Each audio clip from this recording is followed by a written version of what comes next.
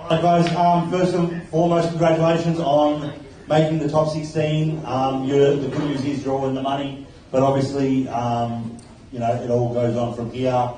The way the draw is going to work, it is the 8 winners will draw against the 8 losers. So in the bucket here, we have all of the odd numbers in the draw, 1 through to 15. The 8 winners will draw one of those, and then once we've done that part, the 8 losers will then draw one of the even numbers. It is a straight draw from there. There is no more blind draws, anything like that. So it will just follow the draw. So your position in the draw stays the whole way. So we're going to get started with Joel Younger.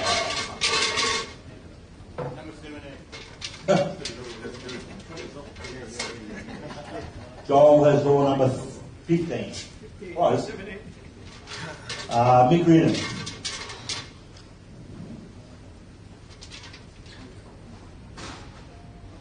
Number 11. Justin Sage.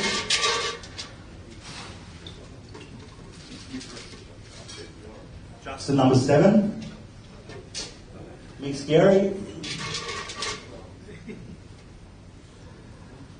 Mick number 9. Luke Anglesey.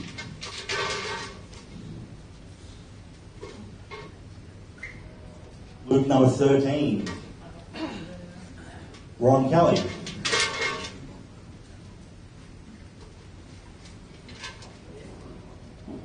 Ron number 3. Robbo. Robbo number 1, which leaves 10. 5 for 10. Got that, Tony? Yep, so Robbo's 1, Ron 3, 10, 5, Justin 7, Mick, Gary 9, Mick Reardon, Luke 13, and Joel 15. Alright. I'll go from our rapid charge winners, Clint Kapler. Drum roll. Clint number 12. Jake McCartney.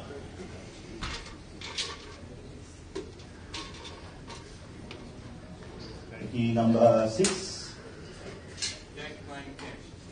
Andy Barnett.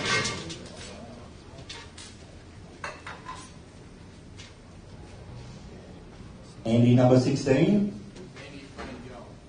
Rob Owen.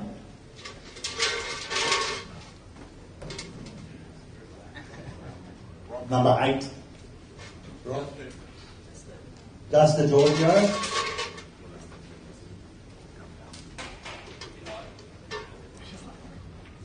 Gus 10.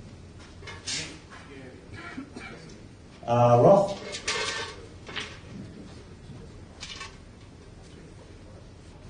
Number 2. Sean Dempsey.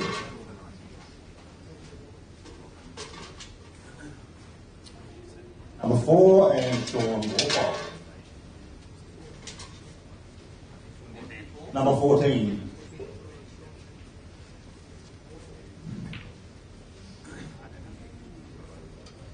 Right, so our matches for the top 16. Mark Robertson versus David Rothall. Ron Kelly versus Sean Dempsey. Tab Dixon versus Jake McCartney. Justin Sage versus Rob Bowen. Mick Scary versus Gus. Mick Reardon versus Clint. Luke Anglesey versus Sean. And Joel versus Andy Barnett. We will get started in the next sort of 5 to 10 minutes. Once we allocate tables and all that jazz. So, good luck to everyone. Race to 11. May the best man win. Cheers.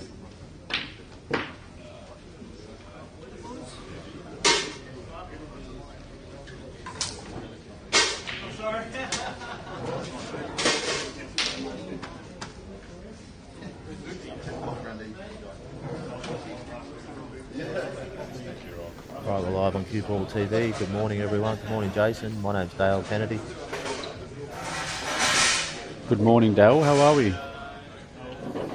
Yeah, I'm pretty excited.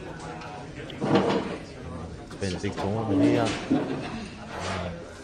Got rolled by young Jack Green.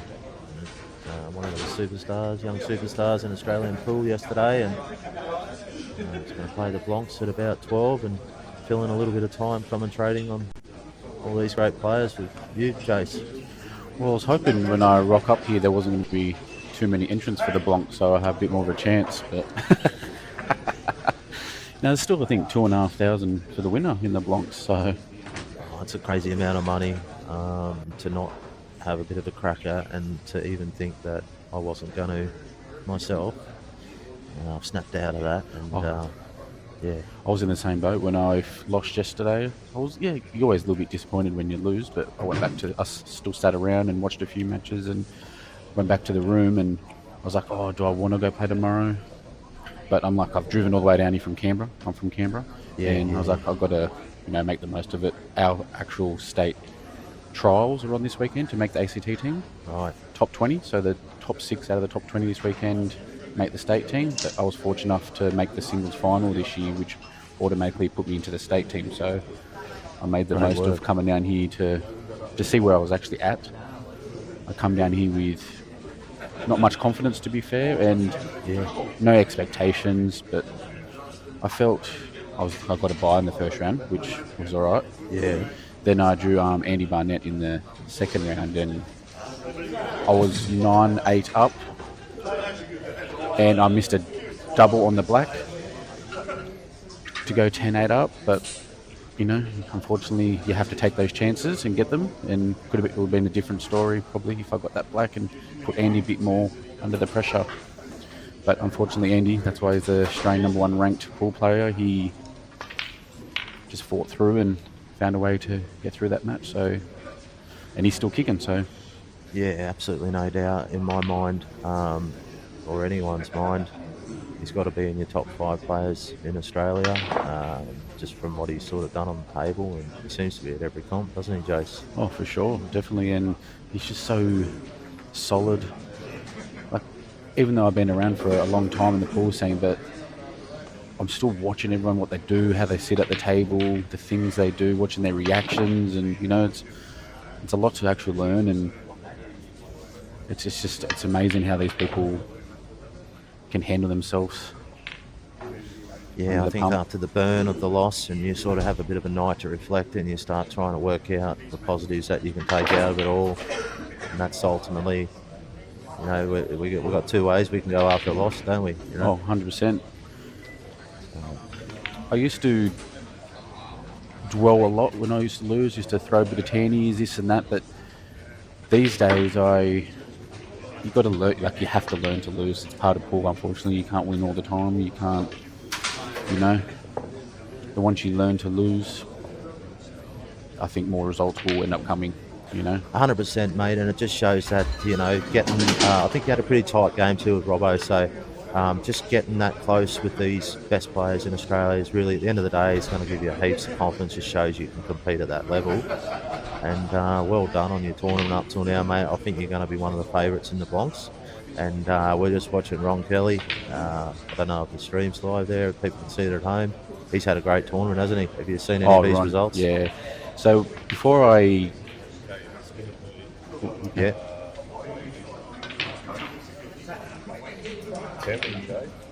Tem and Jake.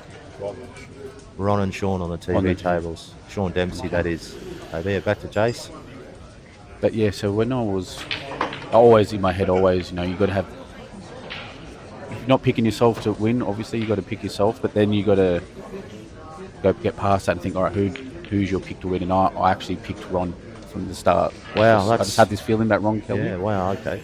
So I played Ron Kelly in my first ever money match back in 2014, 2015 at the Big Guns. Oh, yeah. It was my first time ever. I was only slowly coming up in the pool. I was like, all right, I'll start playing these players for a little bit of money and had a good match with him. And since then, he didn't really play pool, so he's only slowly started coming back in the last year or two. And yeah, he's an unbelievable player. He's just solid.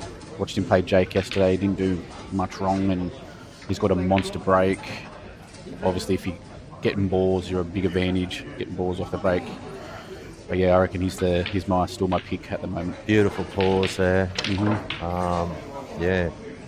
He's another guy, and I don't know if you noticed this, Jason. I mean, go around the room pretty much with this for the most part, excluding one or two players, but they all seem to have a great temperament, and this guy's leading the way in that too, isn't he? Oh yeah, definitely. And you saying you come from a snooker background, I can see straight away you're looking at that nice pause, because look, that's a very important thing, especially in the snooker world, and you know. Yeah, well, I didn't have it when I twitched and miscued on a ball at the end against Jack Green yesterday, but for the most part, it's there. I can tell you when it's not, it's not a good thing. But it's so important to pause because it slows you down on your shots. Like sometimes yes, you can get down and you can rush it and stab it, but if you actually pause, even on a simple shot, it just slows you everything down, and it's one of the most important things I think in your action is that pause. Yeah, and as opposed to Seiji, who's world class, he's got that nice long black backswing as well, which I'm a massive fan of. I don't have it. I've got the little short one like Seiji. Yeah. Just goes to show there's different ways of going about it, isn't there, Jason? Mm-hmm. Just fine with that really long backswing. I can't play with it, but I can play with it just doing it in solo when it's like there's nothing matters, and you just hit the ball sweeter. Yeah. Okay. Oh, definitely. So it'll be interesting to see if Ron keeps that form going this morning. There's no reason why he won't. All right, there's the draw. Mark and Rothel. Oh, let's do some predictions. Yeah, let's go. Mark, let's put it out there. Robbo. Okay, so Yeah, Robbo and Dave Rothel. That's Robbo's coming off a Kings Cup win, and he played outstanding in that whole tournament. So, well, I think Mark will win that, but I don't think it'll be. I think it'll be pretty close, to be honest. I think 11-8. I'm going Robbo. Yeah, that's probably a pretty accurate prediction. I think Dave's the lone South Australia guy left in the draw. We'll try and get through him a bit quicker. And he's a great player, and wouldn't be surprised if that goes all the way. Like yourself, Jace, but yeah, we'll go up there. I think it's the favourites. You got Ron and Sean. Ron and Sean. Oh, Sean's probably the best up-and-comer. He's almost not even an up-and-comer anymore, but he's the best. He's still under 23s, I believe, and he's that player that I think has pushed into that with the Jags, the Tams, the Justins and Rossies. He's that next player I think he's pushed up into that category 100%. In Australia. So, again, since I've gone Ron from the start, I'm going to stick with Ron, but it's going to be close. I reckon Ron... 11-10, I'm going heel there, 11-10. Yeah, I love that prediction. Experience versus the new up-and-coming, well, I should say not up-and-coming. He's right up there right now, Sean, so I'll go 11-10 with Sean just to be different. Yep, nice. Tem and Jake. Oh, this is a big match too, Tem's coming through on the winner side. Aggressive styles. This is going to be a cracker, Tem and Jake. The break's going to be massive in this match because Tem has a monster break. Jake can run racks anywhere. He shot the safety is unbelievable. And that was probably the TV table for me, Tem and Jake. But, it is on the TV table? It is? It's up there now. Anyway, it's not. But that would have been a TV table match for me. But the boys do what they do. Oh, it is? It is? Oh, it is. Okay, yeah, great. So it is. So I'm going to... Actually, from playing pool for a long time, I actually believe Tem actually has a good record on Jake in matches. I could be wrong, but I believe Tem actually has maybe a better winning percentage over Jake. Yep. But Jake has won the last couple times, I believe, at the Kings Cup and stuff like that. So they're both going to give it all here. Oh, I'm going to go Jake 11-8. I mean, if you're taking form into account, I commentated Jake and Rusty yesterday, and that was a clinic of all clinics. Haven't watched a lot of Tem in this tournament, but I'm a massive fan of Tem as well. Just to keep mixing it up, I'm going to go Tem 11-10. Yeah, nice. So the draw's gone away from us, Dan, but he's busy working all the technical stuff behind the background, and I'll be able to get it up. Yeah, so we're just trying to fill in a little bit of time here, doing our best. If anyone's watching the tuned into the coverage so far. We're there we pretty go. close to getting going. Next We've match, got Justin Sage and Rob Bowen. Another cracker. They're all crackers in this at this end of the draw. You got Sage. You put him favourite just because Rob it's beat Justin Rusty in the first Sage. round. Yeah, that's yesterday, what I mean. right? So Justin got off to a massive start against Sean Dempsey yesterday, but then Dempsey brought it back quickly. I'm going to go Justin Sage 11-6.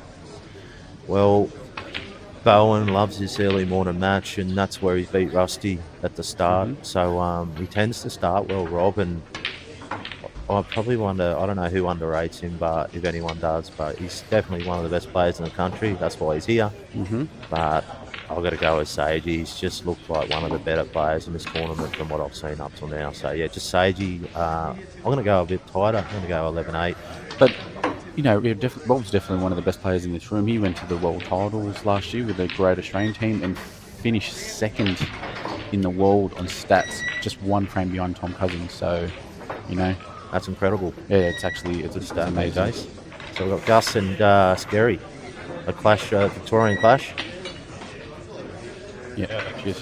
Alright, so Scary Gus and fought back well from the first round, a really heavy first round loss to Andy Barnett. So good on you, Gus. Showed some fighting quality there, and I think Scary's come through on the winner's side. Yeah, this is actually a big match. This match could go either way, but everyone used to call Scary the underdog, but I don't think he's an underdog anymore. But I think he likes that. He still likes to be called that because it makes him a little bit more hungry to prove that point. But Yeah, he seems like one of those type of players, doesn't he? Like he sort of bites down hard on it. and Gussie, he's probably one of the best potters I've seen. Is he still the number one in Vic, do you know? Or I think he was a few months back. But yeah, but anyway, as we say, he showed his quality coming back through the losers' side. So if you don't know out there, the winners will play the losers in this round, even though it's a random draw at the start there of the 16. So who you going with, Jace? I'm going to go in a tight one, Hill, Michael Scary over Gus. Yes, I love that. So I'll go with Gus then. I've got no ties to either of these blokes, but they seem like good fellows. 11. I'm going to go 11-5 to Scary. Ooh. Yeah, we need to. There's not going to be all 11-10s in this round, so we'll just. I'm trying to be. I don't think Gus starts well in the mornings. So anyway, there we go. No, I like it. Then the Sorry next to the match, Gus supporters out there. Michael Reedon and Clint. So Reedon come through on the winner's side, so he's doing well, and Clint's come all the way from WA. He's a very solid player Someone too. needs to get Clint a pair of trackies for when he walks out the front door. But I mean, inside with the shorts on, he's absolute dynamite, Jace. So Reedon versus Clint, two of the big personalities in the 16 Oh, here. actually, again, this is going to be a close match. Oh, Reedon's been playing the lights out, so he's come through the winner's side, I think, Rito, hasn't he? Yeah, and Reedon's probably changed his tip every single day And he's his cue. played. And his cue. He's got 3 cues. I think he's using a rack cue, he told me, at the moment. So, but Oh, I actually don't absolutely know. love This is Reedon. a... It's one of the Yeah, personalities. he has won Geelong of Open, Rito. Michael Reedon. So I'm going to go Michael Reedon, not 11-9. Clint's had a great tournament. Thanks a lot for coming over, all the WA boys. Clint, Luke, we're about to come up. But yeah, I've got to go with Rito just because I'm a massive fan of Rito. So it's going to go 11-10 because I really rate Clint. I know he's a great player. So Rito 11-10, and we've got Luke and Sean coming up. Got to give massive credit to Sean. He's just won the intermediate comp. You know, nice 20k purse there, or maybe more, I don't know. So that was a massive win for him. Then he's actually won a satellite to get into this tournament. So he's won the satellite, got his free entry. I think he paid $100 for the satellite, but he's got into this tournament. He has he beat Rob Bowen in the second round.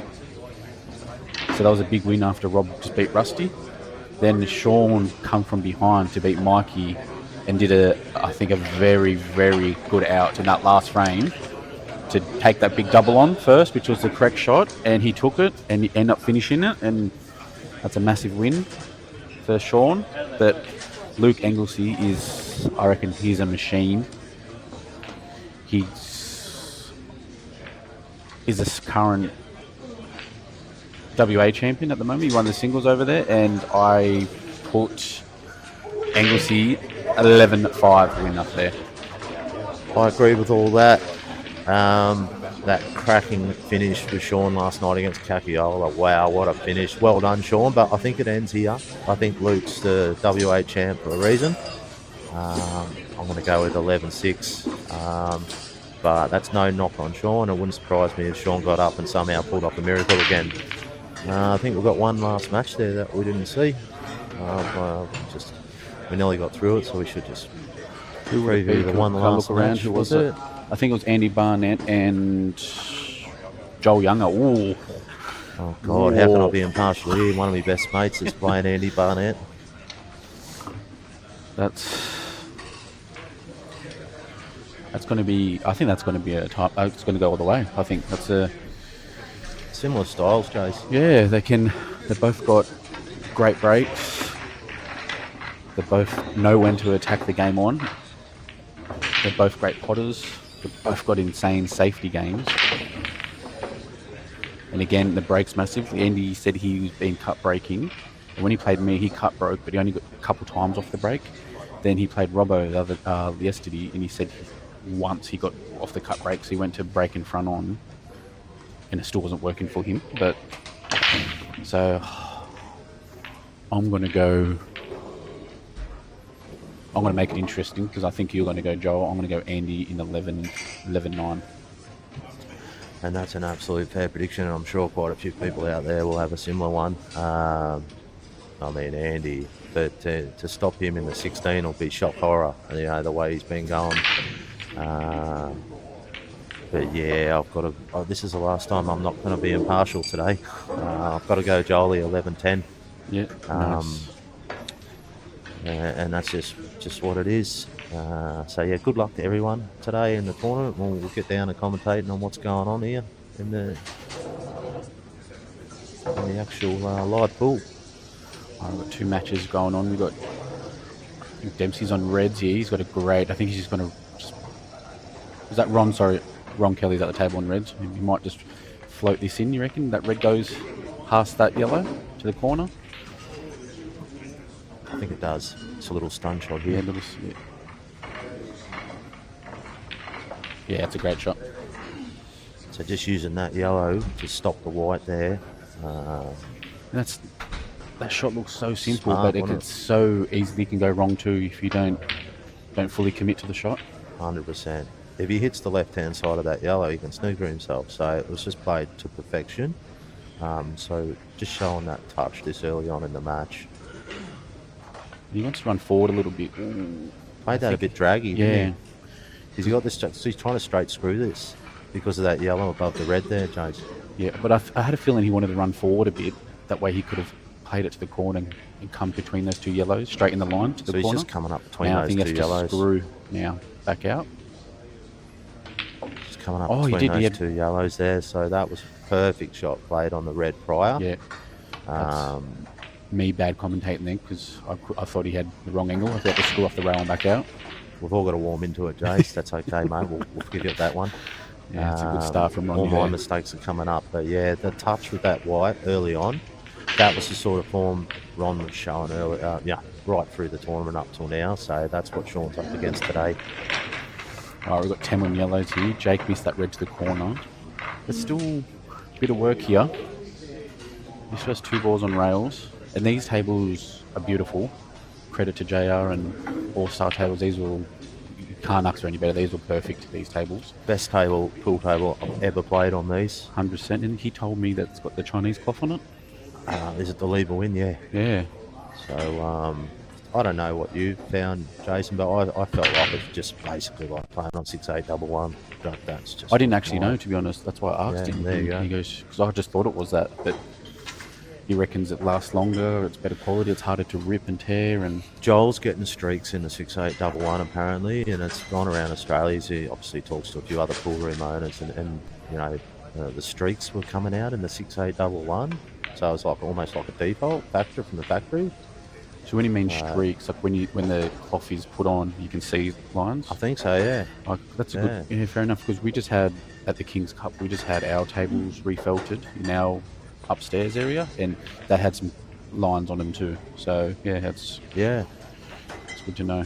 So that's bizarre. So I don't know, up until the last few years it was just anyone that knew anything about anything had 6811, didn't they? But now there's all these cloths floating around. So you got FSN, FNS, or whatever it is as well, mate. You know, nice touch shot there. Yeah, that's a good finish from Tem there. Capitalised on Jake's missed red there, but good finish. So Tem away early. He does tend to start well, doesn't he, Tem? Noticed. Big shot here on the reds. Is that Ron? Oh no, sorry, that's Sean Dempsey. Big shot here on the red. That won't do his confidence any good early on, missing that one. The young champion from Melbourne. Yeah, you've got to. Everyone's got to realise it's early in the morning, and you do need a couple of frames to get going. You know, everyone gets a little bit. People don't like to admit it, but you do get a little bit. It's forgivable early on, there, Chase. you know, That missing that one's forgivable early on, 100%. I'm only saying that because I did that yesterday. But unfortunately, if you these reds all have got pockets, don't they? As they say in pool, they've all got pockets. These reds. He's landed a bit straight on that one. Did he have any choice but to land a bit straight on it? Yeah. Does he have to punch this out? Oh, I think he might be able to punch through the yellow. Oh. I'm thinking it's 2 cushions no matter what happens. Yeah. And you can't top spin these small whites, so I'll probably lean it a little bit more to... No, he's going to go top right-hand side on this one. So the element of difficulty here is probably an 8, 9 out of 10. These shots with the small white. It hasn't quite got the side, Jace. Yeah, he's got a shot, but... I think ideally there he was trying to rip that with a little bit more right-hand side, but just didn't want to risk the pot too much. He's getting down quick on this, so he might be using the yellow, try aim for the yellow to hold. Missable, these ones. Don't expect him to, but missable. Yeah, it's a great shot. Goes in clean. And he puts, it's a great shot. And uses the yellow again to hold perfect. Great shot, Ronnie. Can this guy play, or can this guy play this Ron Kelly? I mean, he is just a machine. I hope I haven't put the mods on here. Talking too quick there either. I don't think it's going to matter. So what's this? Just one cushion up and red into the left centre. I mean, he's got to make sure he gets up there. You can leave these short, can't you, mate? And just snooker yourself. You don't want to go too far. Unless he's coming under it. Nah. So he's gone a little bit too far, and that's what I was worried about.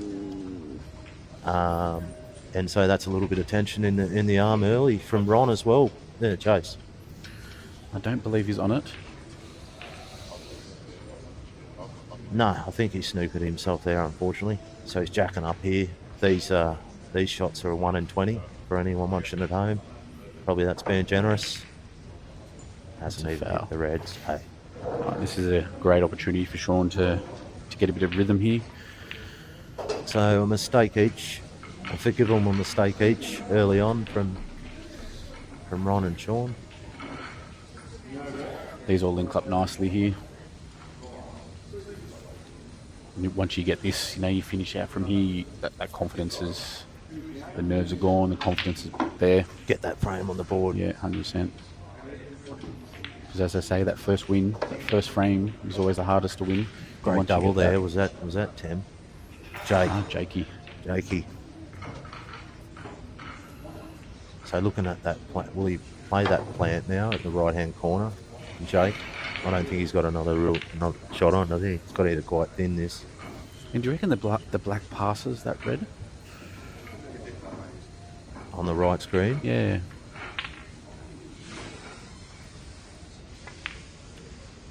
Yeah, it's a great shot. Nice controlled, bringing that yellow out.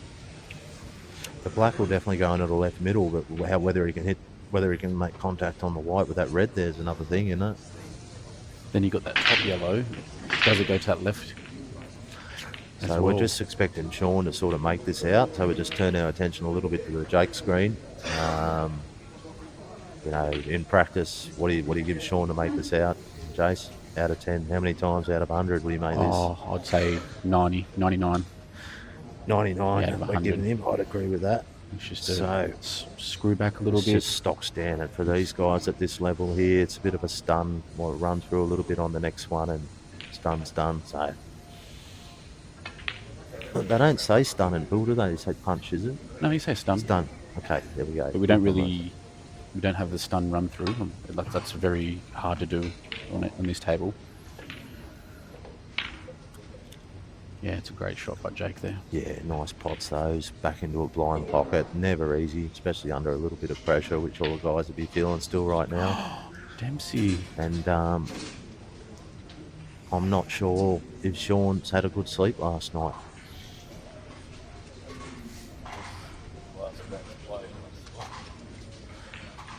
So the great Dan Lynch has just filled us in. It was Sean was the last guy here last night, so we're going to have to give him for one more miss and one more miss only. And what are you doing if you're on here? You're punching it to the top right corner, land on the left rail. That way you have a shot on the black. And if you miss, you haven't left too much for Dempsey. Well, he's feeling like a free shot now, isn't it? Really? Yeah. I mean, he wasn't expecting to get back to the table, so does he just take it on? Going, you know what? If I get it, I was never meant to get it anyway. I think he just takes it on. It's a great pot. How's his white ball? Oh, How's his white Got to ball? land. Is it a cut or a double? I'm going cut, just for the way he pots, and he's got the yellow that's going to stop him going in off. So I've got a cut in the left-hand middle here, straight up, Jason. I mean, it's a thin Depends how cut. you feel it. You probably have... A double's not bad either, but a cut...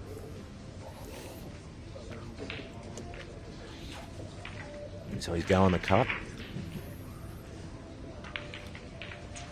And it was fine, but it's Yeah. in, and that's 2-0. Wow. Oh, that's going to hurt early for Sean.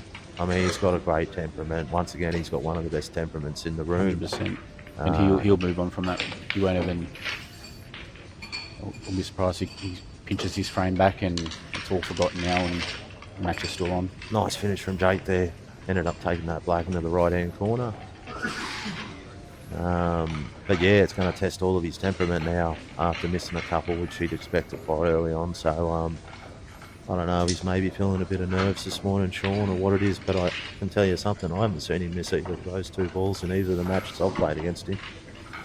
So that's no knock on the kid, because all I do is wrap him up to everyone, you know. Well, he deserves that wrapping up because where he's at in his game, the things he's doing, he's like the new gen coming through, you know, and it's awesome to see what he's doing on the table.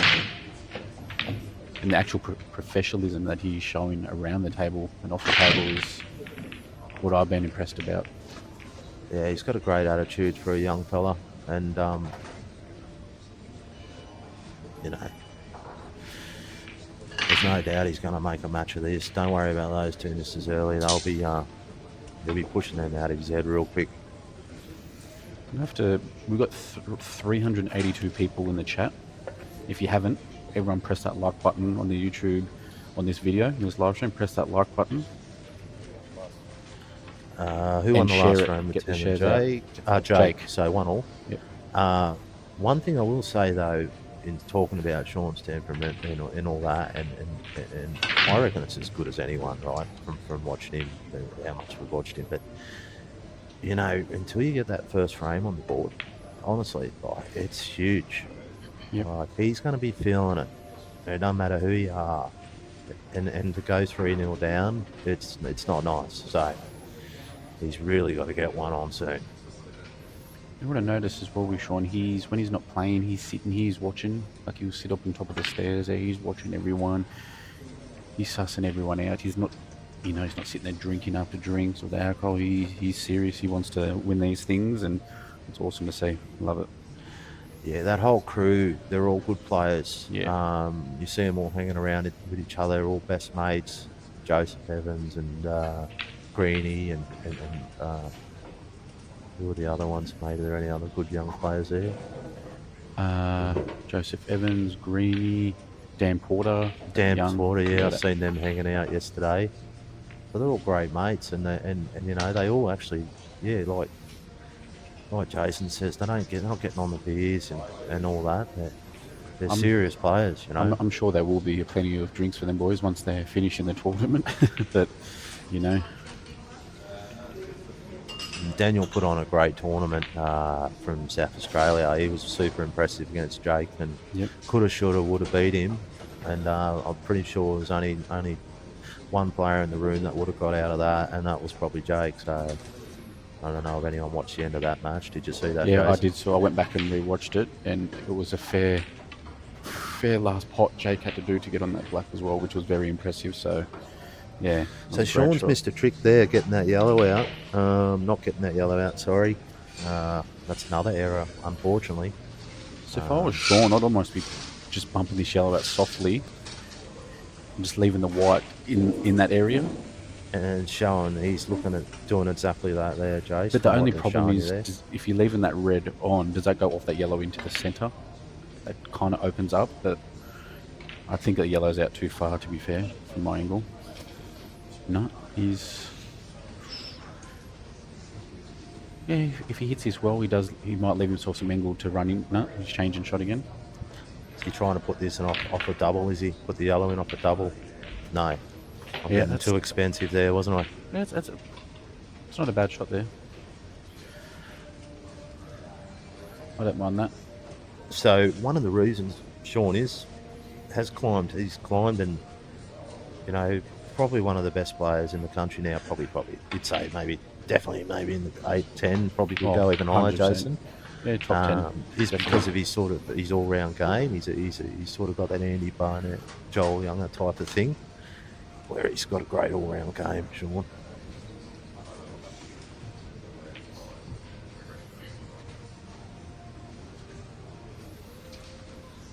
And so Ron's trying to coax him into having a little crack at playing this yellow into the right-hand corner, and Sean won't do that. Tactical here. Again. And that was red first, I think. I mean, that's just my first impression on that shot. Get a little replay, can we, on that one, mate? On the Ron jumping Sean on the one. table, Thames on the black here. Let's have a little replay of that. I honestly thought that was red first. Tem. Not looking to start any controversy here this early in the morning, but we need to check my eyes. But yesterday I went back and watched a match, and early, I think Mikey was leading, and there was a shot where Sean played and he said it was simultaneous, and then the replay went back and he hit the rail first. So Dan's just trying to bring up a replay of that shot. It doesn't really matter anymore because Ron's just accepted that the yellow was hit first, but geez. Alright, so I've got red here first. All day. How wrong am I? Oh, that was red first. Yeah, that's red first, definitely. And Dale Kennedy is on song this morning in commentary, and that's the sober version, you see. No. So yeah, surprised Ron didn't sort of jump all over that, and it'll be interesting to see if I don't know. I'm sure if he had have noticed it, he would have called it. They both would have called it. So Sean's an honest young man. He's the sort of kid that'll give himself up on a foul even when no one doesn't see it. So it's just one of those things, Jace. And we don't have refs, so it is. And again, Sean's playing from the other side of the table. Unless you're close up, and like we probably have a better view from where we are sitting than Sean would have at the other end of the table. So.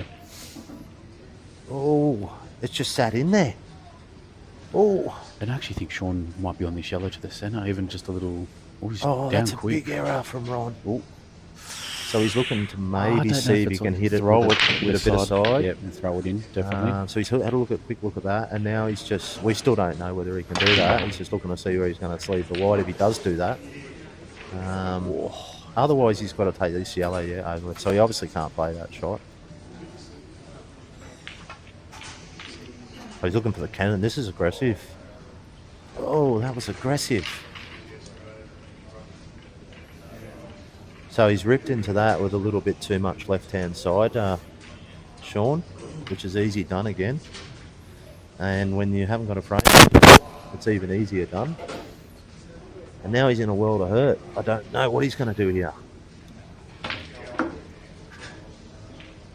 not taking advantage of Ron's mistakes like that. I just feel like that's going to come back. Does what open that red, yeah, it's... Now Ron's back in control here. You're going to compete with these guys at this level. You need to be taking those chances, getting a frame on the board early, and Sean just hasn't shown up to the races this morning. Doesn't mean he won't, or he won't get his head in the game. But right now, he's on struggle street, the young fella. Would you have taken that yellow to the middle first up and just thrown it in? I mean, he looked at that, and I can only assume him being a way better, a great player. If he could have played it, he would have, Chase. You know what I mean? Yeah. It just mustn't have been on, mate. Even to use a super amount of spin though on it, and maybe it did look like you know. Because you didn't have to worry about where the white landed. You were linking up. But again, Yeah. from Sean's angle, it was way obviously different to what we're sitting here. But We'll just trust that Sean felt like definitely. he couldn't play it. So, bit of work here still to do for Ron. He's got to land on that red on the right hand side on the right hand rail here, probably off two cushions, would be my guess. If he's looking to do it on or get on it early. And that's the shot he's played, so he's just going to drift back in there It's now. a great shot. And there's the touch. Yeah, it's a great shot. And that's a man that's 2-0 up and not 2-0 down playing that shot. And the scoreboard sort of, you know what I mean, Jace? Definitely. The Now all scoreboard these shot there. how he landed there, they all literally you're just worrying about potting a ball now. They're all This is just done now, Yeah. isn't it, for Ron? So that was the key shot.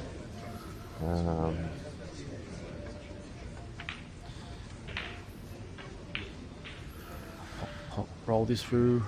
And barring unforeseen circumstances, this will be 3-0 and 3 mistakes from Sean, and it doesn't get any easier. It's a race to 11. It's a long way. All right, we've got a few comments here. We'll go through it. Yeah, sounds good. Go Justin from Karen Sage. She's always supporting her boy. Slater, good morning. Trey Chan, good morning, mate. My best mate from South Australia just said he's loving the commentary. I still hope you get married one day, mate, so I can be your best man. No one else will ever want me. Thanks, Danny Calder. I love you, mate. And Ron's going to dish up here. Donnie King, how are you, JT? I'm good, mate. How are you? Hope is well with you. And just for everyone at home, we'll do our best to sort of commentate on two screens, but you just find yourself leaning towards you a just get certain stuck on lane. one. It's really hard to commentate on two different matches, but we'll cross over to Tim and Jake here. How's this looking, Jason? Thames on yellows, he's looking real good here, I think. You just got to Not run a great forward angle. little. Not a Yeah, great angle, mate. I Looking think to be you over can- top. Oh, is he running towards that red a little bit, is he? He's just looking at that Yeah. now, isn't he? I mean, like, it looks straightforward, he this wants sort to of land stuff, exactly but there. he's just making sure of it. And he doesn't want to land with his white hanging over that red. And that's a massive bomb there from Ron. So Tam will be aiming to hit the rail here, yep. Massive bomb from Ron. That's what I said earlier. Ron's got such a monster break on him too. And he hasn't potted one. Can you believe that? Shock horror. How do you, and that's a great shot there. That's touch there from Tim. Yeah, it's a great shot, Tim. I was talking to Joel, I don't know, last night or whatever, we were banging on about the day and basically, you know, how great the comp's been. And I don't know, Tim came up and Joel informed me that he won the world title as a junior, Tim, in England. Oh, did he? Yeah, and I didn't know. And Never I just did I. thought, I There said, you Joel, go. I said, you know what? It makes sense now that how I think for me, he's like arguably the most talented player in the room, Tim. That's just my opinion. Talent-wise, the shots he plays and stuff like that, you know, Jace? Well, my very first Nationals was 2013, and the British Lions come over that year to play the Australian team at the Nationals, and Tem was actually in that team. That was the first time I got to saw Tem play, and oh God, he's got some talent. That's a bomb from Jake too. Look how many it's a great balls break. finished up the bulk end of the And table. look at those reds. Oh, come to me, Popper. Oh, 2 yellows on the bottom rail there, a little tired, Like if the one those, red if those on the two left. yellows weren't hampered, you'd Taking yellows. 100%. But just because the reds, you can take this one on the rail now. The red's a little bit of a link-up ball to that black though, isn't it, on the left rail? So I'm Yeah. probably leaning towards slightly reds, just Yeah. because of that, James. And the thing is, if you take reds now, you're taking that obviously that one on the rail. On the left-hand side Yep. of screen, Ron's looking to go basically 4-0 here. So Dempsey in trouble town. Anyone out there knows I'm a massive fan of Sean, so please don't take it as like I'm knocking the young fella. But How did he landed here, Ron? Ron's on song here, and kinda- I'm thinking he's going to play the yellow. Well, he doesn't mind Kennan into a ball, but Kennan into the black's dangerous. Well, that would leave you fat on the yellow, wouldn't it? But Yeah, he's. I'm thinking maybe even playing this yellow in the right-hand middle or the right-hand corner. Has he got enough angle on that ball to come across from one cushion?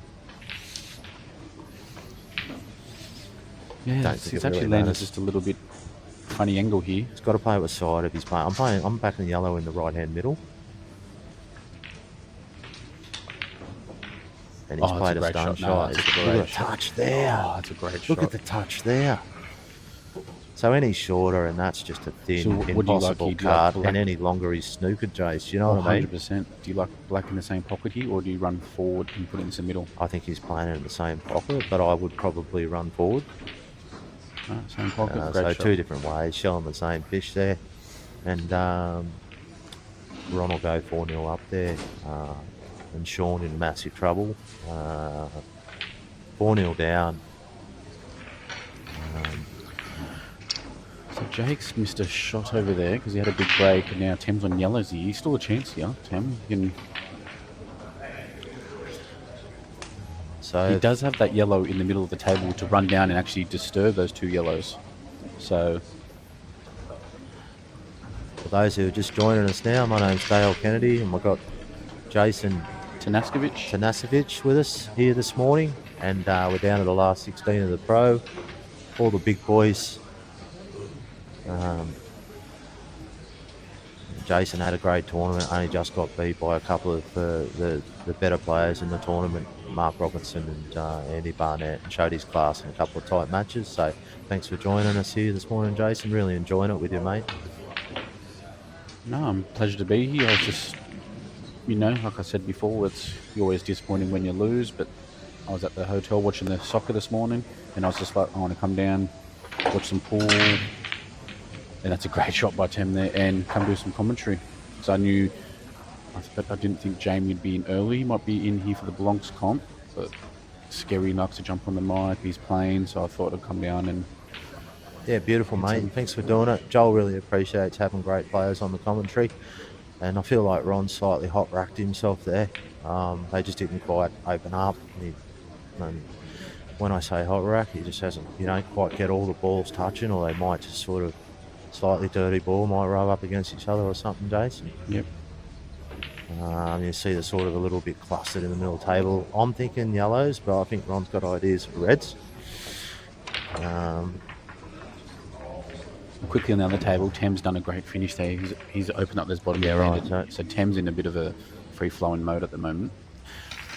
And I think that's what we all love about Tem's game. He rocks up. He goes, you know what? I'm going to play my game today, and I'm playing my A game, and I'm either going to get it done or I'm not. He plays the game the right way. This guy. Yeah, great shot, Tem. All right, so Ron's on the. There's no B game with Tem. It's just A game. And if you come up against it doesn't matter if your name's Jason, Jake McCartney, Jason Priestley, freaking John Farnham. If you come up against Tem Dixon's A game, good luck. So Ron's got two awkward reds here. They both have a pocket they can go, but it's how we can get up to that top one. It also goes to the left centre. So at the moment in Sean's world, nothing's easy. Just for everyone out there that thinks they're great at pool, when you're 4-0 down, even if the top class is Sean Dempsey, nothing's easy. So that's where he's at the moment. So he's just got to bite down hard on his mouth guard. That's a great shot. Get a good kiss there, like what he's probably played for. And he needs a real nice white ball here to go out. I know they look easy, but he needs a pretty perfect white ball. Especially this is probably key shot here, Jason. Mm-hmm. You're drifting down. You can play that top red into the right middle, I'm looking. And if you can get down on a good angle of that, then they're all linked up pretty nicely. And he's landed perfect. Is it perfect? He's played that mint, Yeah. mate. Yeah, he's just going to push that red over the left-hand corner a little bit now. Has to be a little bit And careful you can with hold it. through the gap.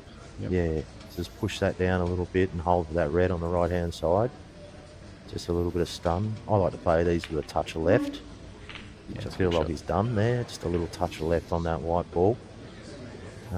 He's straight enough here, just screw it straight back, or if he's not, he'll just float her up, Jason. He looks like he Straight should through get the on the gap. board here, the young Melbourne champion, and we'd really love him to. Yeah, great shot. But nothing gets given for free in this game, and he's overscrewed that and slightly. No, it's still a stun shot. But looking, He's on the board, you little ripper. For all you Sean Dempsey fans out there, he's in the game. Let's go. good finish. Come on, great son. finish. Get in there. Oh, there's a little bit of Q poke there. Yeah, Big little part of the cute bloke. poke. Get your mind in the game, son. Good And finish. that's going to do him the For world some of reason, I good. thought that was Ron because they're both wearing a black top. Yeah. But got a question for you. Rusty's walking around the venue. Is Rusty playing in the Oh, look Bronx? out. Have we had our FaceTime this morning? I had to unfollow him on Facebook personally because I can't handle it all the me. But Is he playing in the Bronx? if he's in the Bronx, I'm officially keeping McHugh in the case. Because if he's looking for revenge, fuck it. No thanks. Has anyone told him he smells nice today? He'd be gooshied up, I know that. He's got to tell everyone what perfume he's wearing these days, I've noticed. The champion from Queensland. No, I love the Russ. We've been mates forever, 30 years or something. I first met him in Rocky when I was 14, and great player then. He's still a great player now, and he won it last year. And yeah, he was looking to back up the title, but he lost early to Rob Bowen and come up against Jake McCartney, and Jake put the absolute clinic on him. So that's what happens, Jace. Oh, 100%. That's a great shot by Jake. He needs his frame to get him back into it. 4-2 down. It's anyone's game, 4-2. Oh, I'd love to win this frame, Sean. Just bring it back to a 2-frame But deficit. it's only the black. Jake's in a bit similar tricky. position, so Black's tricky here for Jake, but also might as well do a quick score update for everyone. yeah, So I've completely forgot about the other Scary's matches. playing Gus. Gus is 2-1 up. Reedon is 2-1 up with Clint. Anglesey is 2-all with Sean Walpole. Oh, Sean hanging tough. Joel Younger is 1-1 with Andy. The two, we picked that a little bit too, didn't we? It must Yep. be a pretty tactical affair going on over there, which is what we suspected with Joel and Andy. So that could be an 11-10, I think we said. So, yeah, no real Missed a match, surprises so there we've just got- yet. But yeah, good to see Sean Walpole in there early at 2-all. Looks like he might be going to put in a... You just can't wear him out, the guy from Ireland. And Robbo and Rothel 2-all. Yeah, so Robbo some and close Rothwell. matches. So we sort of picked that one as a real tight one too. I know we didn't. Anyway, Rothwell, I've heard he's a total pro. Doesn't drink at the tournaments and prepares himself really well. Well, So- he's got a few majors under his belt. I'm pretty sure Yeah. he won Geelong Open back in the day, and he's won King's Cup as well. That's an horrendous shot there from Jake. 4-1 down shot there, so not what he's looking for. That's a good shot there by Shawnee over there. He's promoted his red, pushed the yellow closer to the rail. I don't know if Ron has a yellow starter anywhere. So Ron's got a problem on the left-hand side there, obviously, which he's going to have to sort out. Sean, 3 open reds. So this is above my pay grade where Ron's going to leave this white to keep Sean out of this. Does that plant nick off the yellow and go in? I tell you what, you're clutching at straws there. He's going to play this double up and Just down. looking to dump the white here on the top cushion, is he? Well, the double up down. So he dumped the white there and tried to cover that pocket. He hasn't. And it's bounced out a little, so just leaving that white there and There's not a leaving it chance on the here. reds kind of saved him a bit there. But he's a chancey, Shawnee. Does he take the big double on? Or does he go the... Oh. The cart, he's still bringing the white up to the other end of the table, but... Was he playing a turnover? No, he's gone the double. I didn't actually think the turnover was a bad option there. You played that red, he went for the double down to this corner, take that yellow out. But again, if he gets that double in, there's a great chance to finish there. It's just the sort of double that he just nailed in practice, isn't it? Sort of 8, 9 out of 10 there, Jason. Just not finding the backs of the pockets this morning there with that one, but tough shots and still. So what does Ron do here, mate?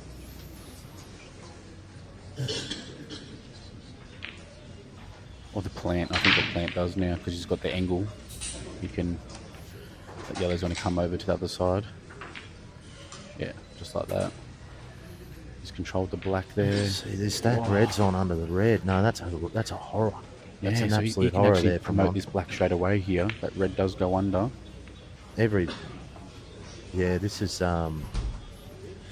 curtains if Sean's playing me. Only way this can go wrong if he pots his black into the centre by trying to open it. Yeah, so you won't hit it hard enough to do that, really, Jace. You know, probably being a little bit aware of that. So he hasn't even done that. But I could see the shot you were saying, and I did like the shot because then you know the black's a lot easier to pot at the end of it all, and it would have stopped him on this red on the bottom rail there. Yep. Jason. So I guess he's probably maybe just thought just with the too much angle, he was worried about that, mate. But now he just has to link these three up because the black still does go to the centre of the corners. So you know if he can link them up nicely, they still He's looking to come down and hit through that gap there for the red on the bottom rail. That's a good shot. He's hit the jaw there, hasn't he, though? Yeah, I think he's. Are you A little bit lucky from the Are young you fella running there. into the black now? Just a soft. No, punch into the black. I'm backing myself to play the black into the middle. Yep. And just bringing the white down and just getting nice and cute in this red on the bottom. You don't even have to get Just that making cute. sure you got a shot on the The black. way this guy pots, he can pot the black in the middle as long as he gets fat on it. You know what I mean? Yep. Get a foot behind it straight. You're not missing it, mate. It depends on the angle too he's got on this. It's deceiving, isn't it?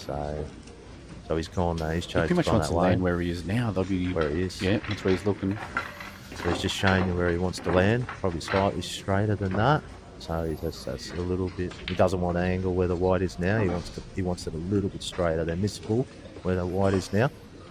That black, and then probably not miss the bull if it's a bit straighter. So you still got to be perfect with these shots, don't you, Jace? You know what I mean? It looks simple and easy, but you want a nice and easy as black as what you can. But quickly jumping over to this other table, Tem's got a nice shot to safety here. These balls have been a little bit tough down the rails this weekend. If you hit them properly, they'll go in. But if you catch that rail, it will draw. But he's got a shot to safety here, regardless if 100% obviously he wants to Jason. pot it. But He's played that perfect there, Sean. So, yeah, great shot, Tem. and then on the right side, he's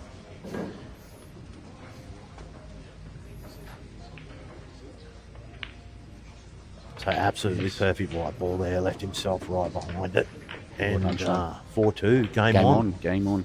For all the Dempsey supporters out there. He's back.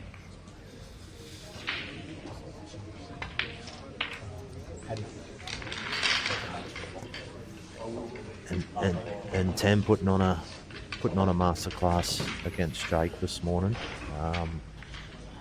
Haven't really been watching it too much because it's very hard to commentate in two tables as we see, but you know, a couple little errors from Jake this morning.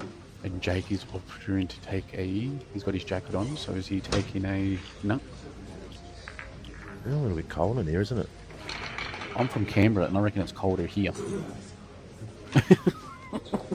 Colder in Geelong than It's Canberra. always a tough one. They put the heaters on here and It's then, too and then hot. you start getting people complaining it's too hot. That's a great break there by, was that Ron? Yeah, Great break. he has got a massive break. Yellow's probably look better, but I don't think he has a starter. But reds aren't. Yeah, does he have does that yellow go actually near the black? If he does, if that yellow's on, If it does, he'll take that first. and Jake has done a monster break and has gone dry. Wow. I feel there has been a lot of dry breaks this weekend. Yeah, which is a kind of a weird thing because the tables certainly aren't struggling for pace.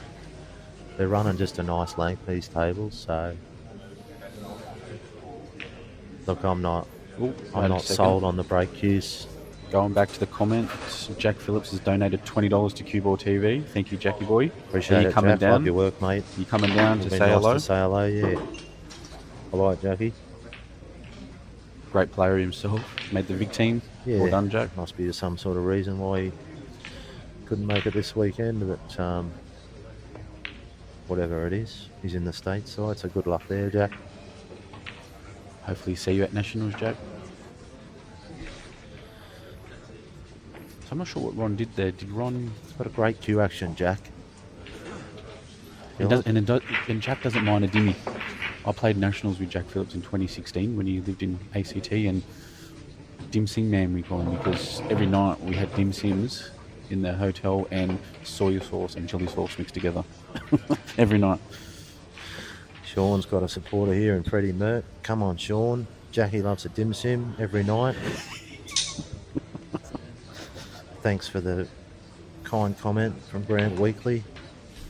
And looking at this right Dakota table, Cook, Tam's biggest opponent is himself. Tam Dixon's about to go 6-1. Always said he's top 3 in his own head, natural talent.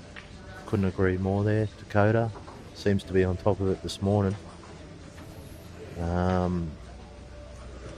definitely not in the... definitely no fear in his game, and if he can stay in the tournament, it's a great thing for CueballTV because he's one of the best to watch. There's absolutely no doubt about that. Looking in this room, you know what's actually scary? How many big players are in this tournament. Watching the people rolling in for the Blancs comp it's incredible. What players are playing in the Blancs comp. I was hoping no one would show up. Did you say Rusty was here? Yeah, Rusty's well, he can go on. Joseph Evans just walked in. Jamo's just walked in. It's He's official. Got his cue. I am in retirement. It's official. I'm 46 years old. I couldn't get up for a $1,000 entry fee. So it's official. Dale Kennedy in retirement. No one cares, but there it is. And that's a nice black there from Tem to continue the pain for Jake this morning. 6-1. Jake's put on the jacket. Don't take that the wrong way as in pulling up stumps. But what would you say? Look, I mean, talk about temperaments for Sean. Being so young, you can't teach it. I'd rate Jake's temperament as probably the best in the room. Like, if you had to have a bet on someone for some sort of temperament calculator. So, I don't know if anyone can come back from 6-1 down. Is it Jake? Oh, Jason. The match is definitely not over. Until you got him beat 11 on 11, you have not got him beat. Is my opinion with Jake. So, anyone sitting out there thinking this is over, you're absolutely kidding yourself. Jake's a world-class player, so there's... So for those of you who don't know, Jason says that with the absolute correct intent. He went over and played on the Ultimate Pro and actually won over there in England on one of the biggest tours in the world. So he's absolutely world class every day of the week, and he's proved it on a number of occasions, Jake. So, as is quite a few players in this field, and they won the World Cup sort of 5-10 years ago, and I don't want to go through that team. It was Jack Phillips in that team. I'm not sure if he was, but I know Robbo was in it. I know Rusty was in it. Is this in the world team? Yeah, the world team. Steve Woods. Let's go for the world team Della again. Hunty. We'd love to see Della back Della. playing ball. Oh my God. I know. I remember Della from the juniors, and one of the all-time greats, Della. Yeah. Adam Mendretsky, the hero who got him out of come in as the reserve and won that crucial frame to get him into the final. Yeah. Scary was in the team. It was an insane team. Scary, one of the greats of Australian pool. And who else did you say, sorry? Adam Mendretsky. The other one was? Who am I missing? Sage, Rusty. Sagey, yeah. Woodsy. So Sagey's been all around the world playing.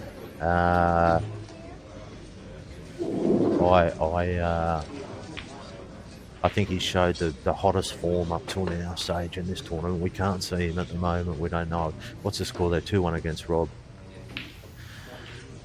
So a few of the other matches must be a bit of tactical battles, because these two Gus matches... 3-1 up against Scary. 2-all Rito Kapler. The viewers can see all that, I know. We don't need to go through that. Barnett's gone up against Jolie. So are you from Geelong or Victoria? Or? No, I spent a year here, so that's why I know quite a few of the boys around here. Yep. Had a few big nights with Couchy. Yeah. The resident bourbon guy here. I love all the boys in Geelong. It's such a great vibe. But no, I live in Queensland. Oh, you live in Queensland? Yeah, okay. Yeah, North Brisbane. So you must be freezing here. No. You had to buy a pair of pants when you got here. Clint Kapler in a pair of shorts. I tell you what, they make them great. They make them tough in WA. That's all I'll say about that. We're a little bit. We come with trackies and jeans from Queensland. Big shot from Shawnee. I think there is quite a good 8-ball scene there in Brisbane and Queensland. I don't Some actually great play in players up any of there. it. Yeah, some great I players up there. don't play anyone up there just because that's just me. I like just doing solo and just doing my own thing. So, but there is a big scene up there. All Rusty's from Queensland.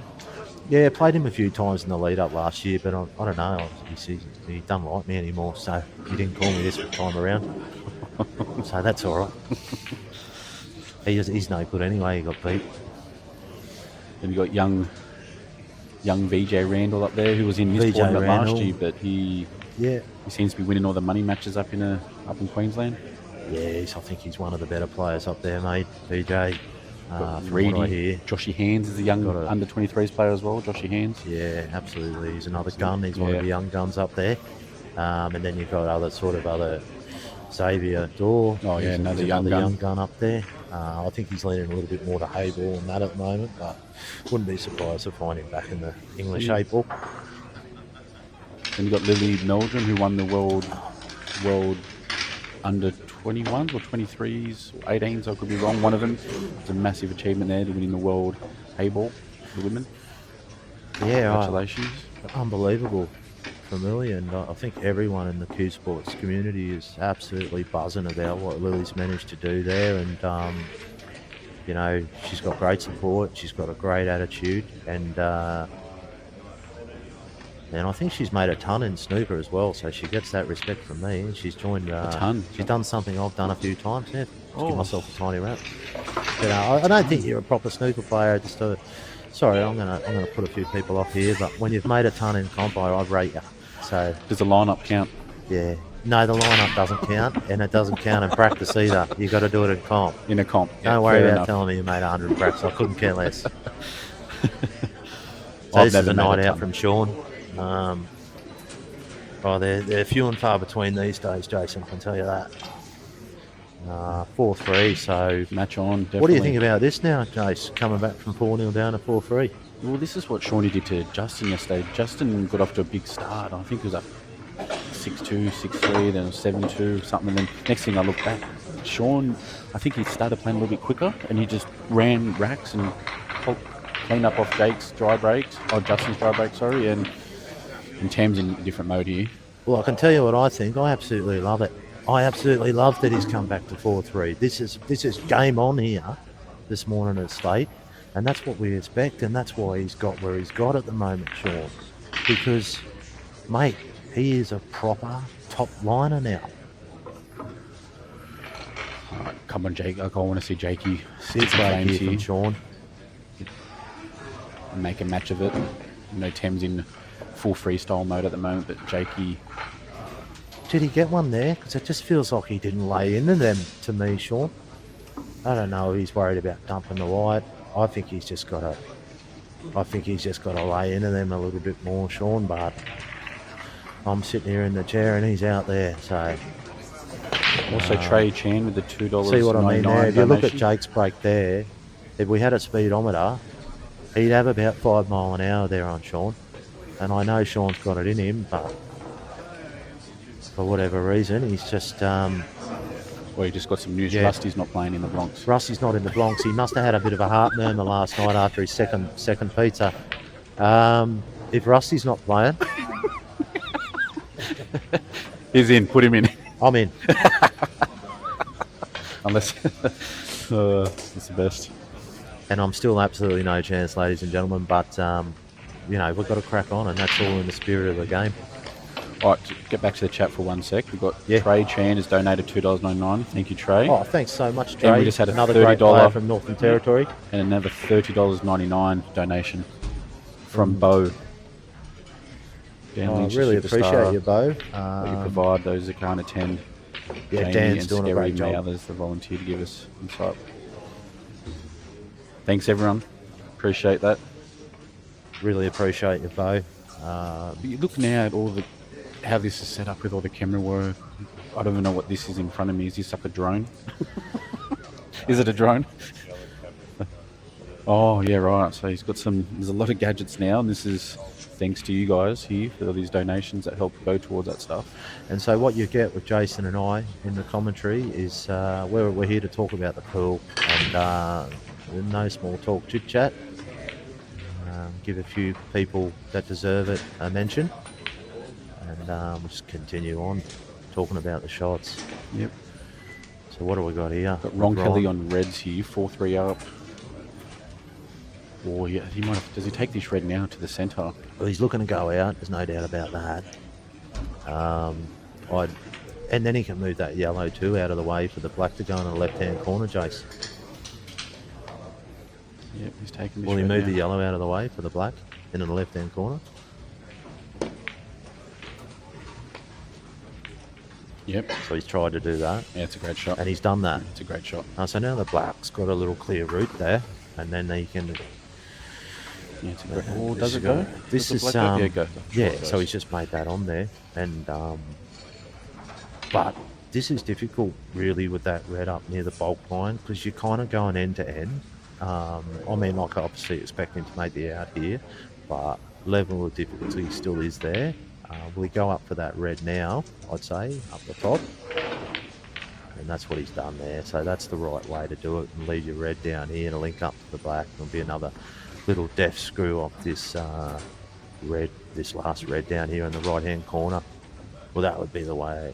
That's what I'm thinking. He's got to He play. still has to play a pretty good controlling shot here. These are tricky. Yeah, These he won't miss it, but they're missable. Touch the left hand side, tiny little stun here. And then there you go. So just that didn't need that left hand side. That's what I thought. He landed a little bit tricky there. And he's got stuck into the right. In the end, it was just maybe a little top spin on that would have been required there. So he's read that angle completely wrong there, Ron. It's an absolute balls up. A little bit rattled by young Sean's comeback. As we say, it's easy sitting here, but you've got to be in these guys' heads. He was 4-0 up, and now it's suddenly 4-3. And we didn't He's expect hit him this to do good. that. He's hit this good. That's a good recovery. But now Shawnee has the control of the table. He's got options. On any given day, you give Sean this game now 9 out of 10 games he's going to win from this point. This is the right shot. Straight away, pumping this yellow out. He can't go across the table. Yeah, so He's in a world of hurt here, Ron. can't come off the left rail here, as Jason said, unless he hits it with a ton of side between those two yellows above the black. The shot He'd ice. probably go for that, I'd say. Or do you go up, down off two rails and come down into that line? That's the other option. Yeah. For me, it's a ton of side in between the two yellows. And then it'll kick back out for the black. It'd be, a little miracle 1 in 20 shot here, Jace. Oh, that's a bit unlucky. Probably the worst thing that could have happened. Yeah, it's a bit unlucky there. All right, now I'm expecting Sean to, the way he's played the last few frames, Sean will be taking this out on.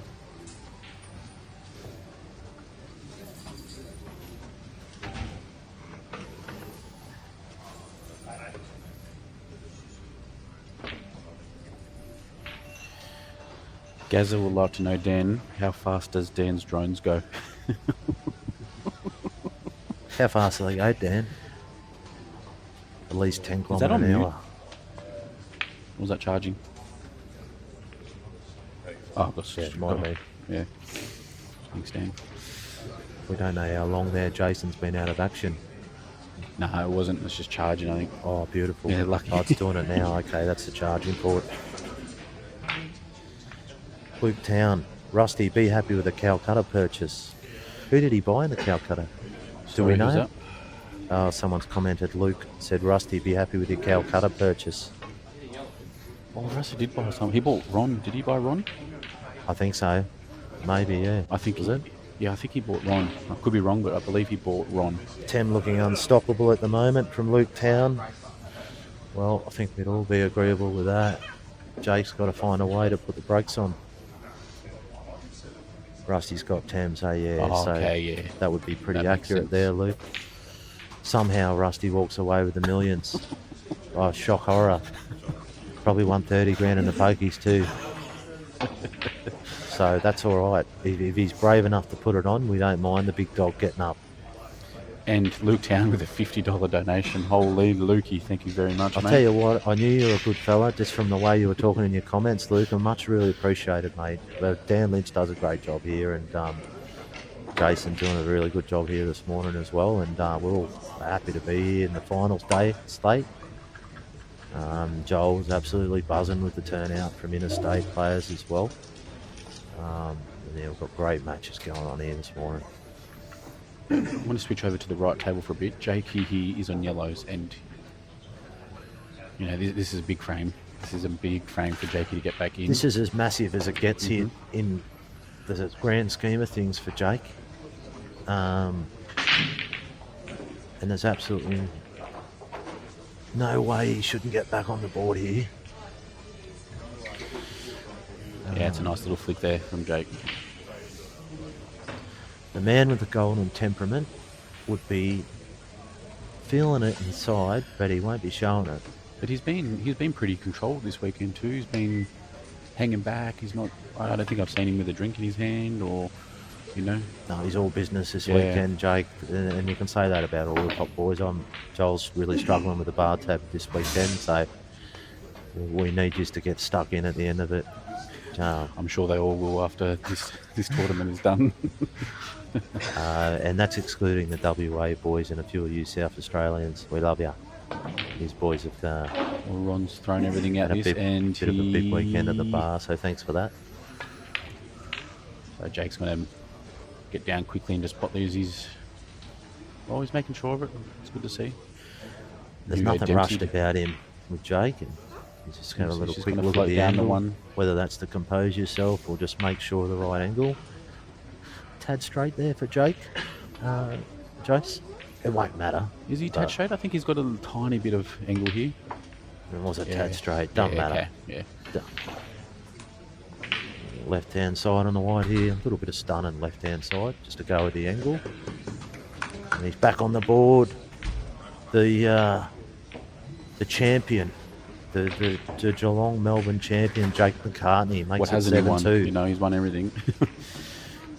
He's won everything, and it doesn't get any easier because someone like Tem Nixon comes along and doesn't care what you've done, where you've done it, or how you've done it. You'll have massive respect for Jake, Tem, but on the table, you know, any friendship or old mateships are out the window. All right. Sean Dempsey bring it back to 4-all from 4-0 down. So I reckon I'd prefer to be 4-0 down and come back to Dempsey. 4-all. Oh, we went quick on that. See, that's the small white, and it's just easy just to not get that top on it. I still back him to pot this. Well, it's a fine cut now. He didn't want it. He needs to keep it. He needs to pot it to away keep the from the white. momentum. He needs to keep white the away from momentum. pockets. Yeah, it's Oh, and he's potted it. What a shot. What a shot. 4-all. Momentum has swung. The best young players in the country. Pulled the white up a little bit short there. Got a tiny bit careless, and he's got away with it with a thin cut into the corner. Tem has come up dry. Ooh, So all of a Jakey. sudden it goes dry for Tem. Is this the momentum swing this in the the match turning for Jake? point? For the Tem Dixon fans out there, they'll be going absolutely no way. And for the Jake fans out there, if you can just get back on the board here and sew it up and get it back to a 4-frame deficit. We've just seen young Sean come back from 4-0 down. And obviously yellows are the balls here, but does he have a starter? Yeah, I think he does have a starter.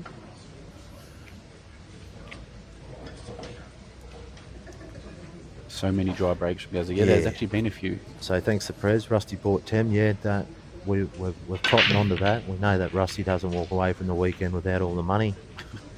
And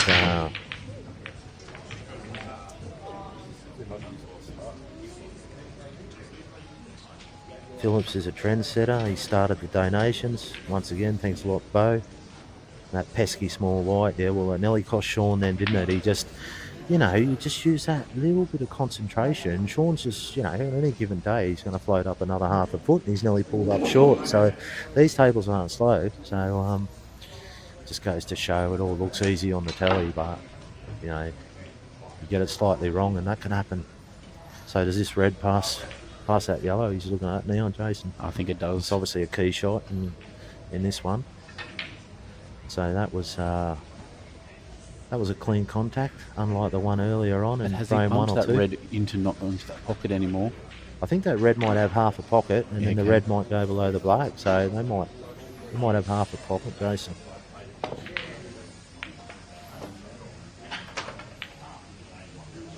This is a big I'm chance. going to make an for early Shawnee. call on this. I'm going to make a 5-4 call Oh, he's called it with a good white. to Sean. Yeah, his white's just immaculate on any given day. Where he's looking there, that's about where the line he needs to lead. He needs to land straight on that second last red. Down here, obviously, near the dot. He chose to do it early. So That's a you were great right, shot. Jason. You were Yes. spot on there, mate. That's your commentary highlight this morning. You called that. It wasn't on in his left-hand corner. I believe it was on, but when he come up through, he just bumped it. I'll tell you what, that's a ballsy shot to play like a punch shot like that, across the line. That's a cracking shot from Sean. And also, talking about dim sims before, I can smell them cooking, so I'm going to have to go grab soon. Go grab Jake. a handful of them. Jake's going to grab a handful of dim sims, get himself ready, charged up for the Blancs. I'm calling it now. I get Rusty first round. I didn't think he was playing. No, he's not. He's not. Oh. Okay. Unless he's just told everyone and he's sneakily in the draw to... It's a great shot by Jake. Well, knowing Rusty for as long as I have, nothing surprises me anymore, and that's a good white there from Sean. So he's got an option of either red. Depends on what he likes, just to link up with a black. He's chosen this one here. I don't like trying to get position off the ones that are over the hole, but we're talking about a level up here with this bloke. So he'll just float that out. He's looking to just put it in that gap. Dash aside to throw it towards the... He'll take that white ball where it is about now. I feel he's only come under the yellow with a bit of side. And just drift down towards center table. That's how I'd play it, and that's probably... Yeah, I prefer where he's about now, but I can agree with Jace too, either or, depending on how you feel. Yep. He's gone the Jace option, which is a little bit more positive, to be honest, and he's got the white a little bit closer, so good call there, Jason. And these are 100 out of 100, these. But well done, you caught it. You said he was going to go 5-4. Well done. Finish Yeah, there from well, Sean. just watching the way his white ball's been, mate, it's mint, you know. Oh, wow. We have to go straight to the comments from here. Harley with a $200 donation. Oh, wow, Harley, thank you so much, mate. Where have we got any background on Harley? He must be a pool watcher. It's very kind, Harley. Thank you very much. I really appreciate you. Yeah, we'll keep trying to just talk about the pool. There's nothing worse when you get a couple of commentators on here and they're, not talking about the game. So we'll just do our best to keep commentating. I just want to on the quickly matches. jump over to Jake. Jake is on the red over here, so this is to bring 2 back, 7-3. Jake to keep the That's a momentum. nice little control white there. Yeah. 7-3, and I believe Jake's break next, so if Jake can just run the next rack, 7-4, matches back on. Game on. Mm-hmm. Game on with Jake McCartney and Tim Dixon, and so it's gone 6-1, I think, to 7-3 now. So starting to work into that deficit, Jake. And from 4-0, sorry, I kept touching your 4-0 foot, up, mate. from 4-0 up, Ron. That's okay, Jason. From 4-0 up, Ron. That's a good shot, Sean's up to 5-4, and you know what happens? What happens here, if you're in Ron's mind, is you're starting to feel the pressure, because you can't help but think about how you were 4-0 up. And I don't know Ron real well, but he's got to put that out of his head now and get back to business. But still, these reds are still a little bit tricky here. They're still... unless that one on the rail does go and you land plumb. He doesn't Like mind now, using is a that ball on to now? stop. He's played for that to stop on the black. I I don't think that's on, Jason. But I don't mind. He if needs to move them two on the left. Yeah, I don't actually mind running into that red now and bumping that other red down. You're not leaving too much for Shawnee. So we've got Dale Kennedy on commentary from Queensland. Old snooker has-been that never was. Competed in the tournament and got beat by a young talent in Jack Green. And we've got Jason Tencenovich from Canberra, who's one of the better pool players in Australia, and proved it in the tournament by narrowly going down to Andy. I forget his name. Andy, what's his last name? Barnett. Andy Barnett and Mr. Mr. Mark Robertson, who, if you don't know who those guys are, well, you've been living under a rock in the pool scene, because they're two of the greats in Australian pool. So Jason's going to take a lot out of this weekend and probably kick butt in the Bronx, no doubt. He's going to be one of the ones to beat in the Bronx. How did I go in Townsville from the old mate Stippy? Well, Stippy wants to bring it. He can't let it go, my failure in Townsville. I went about as good as what everyone thinks I am. Thanks, Stippy. Don't do a Dale in Townsville. And no, we forgot about that great talent, the Queenslander that won the Townsville tournament, Jackson. I met him while I was up there. I think that was his first big open tournament win. So you beat Mark Bradley in the final. Yeah, so I'll tell you what, there's no shortage of top talent in Australian pool in the young blokes. I don't actually think pool will be in a better spot in Australia at the moment. There's so many tournaments. You've got the King's Cup with 300 plus entries, big prize money. You've got Slate Pro, intermediates to win 20k. Then you've got the Gippy Cup. It's another 30k plus first prize tournament. You've still got the Audreys, Geelongs. Yeah, it's a crazy scene. It's real worth your while if you want to get dedicated and play this game. So Ron's teeing up here for what maybe what's he going to do with this red near the yellow near the middle? So that's his problem there, Jason. I think it doubles. Have to land quite straight on that. Or straight would be perfect because it does link up to the black, but It's front and centre of his mind at the moment. That's how he links up, getting to his last ball to that.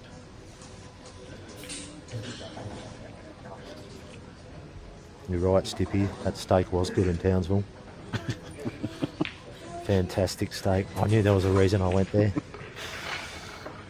No, great people in Townsville, and a great tournament up there. If anyone wants to get up there and support that tournament, fantastic bunch of blokes and a great job they do up there. Very professional tournament. And once again, well done to that young gun Jackson for taking it out. He'll be a big force in Australian pool for a long time. So this is still a bit tricky here for Ron. How is he gonna?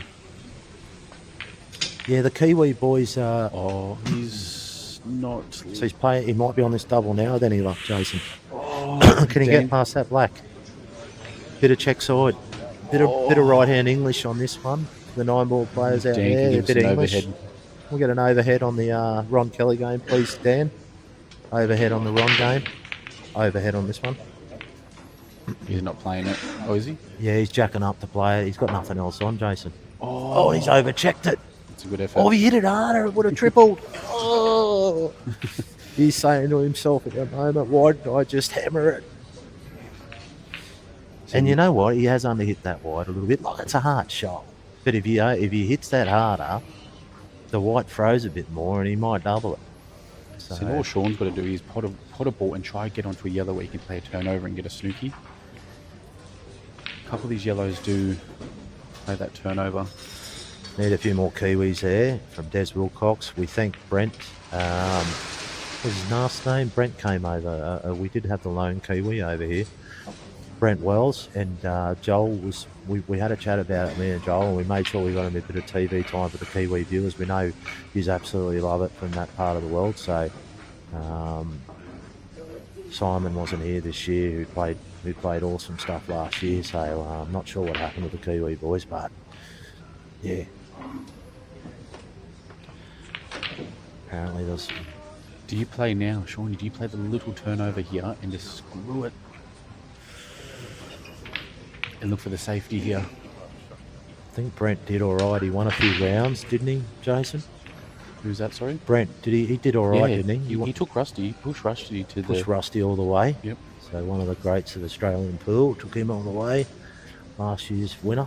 I think Sean might be playing my shot So here. he's played the turnover. I think he got a bit unfortunate that the yellow just come out. He's got 2 problem balls here, and almost created a third one there, didn't he? Yeah. Jason. So this is tricky, trying to keep a great player like Ron safe now, while you've still got 2 problem balls on the left and right hand rails. And Chris Smelling had popped this 9 out of 10, but I don't know how good Ron is at these shots. And that's no knock on Ron. It's just He's got him off. That's Yeah, unlucky yeah, for Ron. you But know, even yeah. with Shawnee has a few tricky balls. I still think he has to be a little bit patient. There's no rush here to go for the finish. yeah, exactly right. Just promote a ball, get a snooker Yeah. again. And do you think this is a little bit where you know, when you've got that good temperament, it kind of helps with these situations, just to stay patient in these things, Jason? Definitely. Yeah. I always just want to get it over with. But I don't mind even playing ball in hand up the top, playing the top one and bumping into the one near the and promoting it as well. Yeah, well, either way, you've got to sort out one of the problem balls off this shot while you've got ball in Definitely. hand. I don't mind knocking that one in the bottom rail here, and with a bit of left-hand side. Anyway, let's leave it to There's the a lot of professionals. options here. There's a few options. Yeah. Either way, you have to promote one of these 2 problem balls. He's going to go the double, because if he misses it, he leaves that red. He leaves a good white ball, a bad white ball for Ron. But if he pots it, what's he got? I don't. Yeah, he I hasn't think the way tried to Sean's pot it. played this shot, I don't think the red passes that yellow. No, So, absolutely not. Yeah. I think he would have loved that to go in, because that way he could have promoted this other yellow up the top. But that's still not a bad shot. What's Ron do here, mate? I think he tried to put that yellow in the middle and just get that red open again.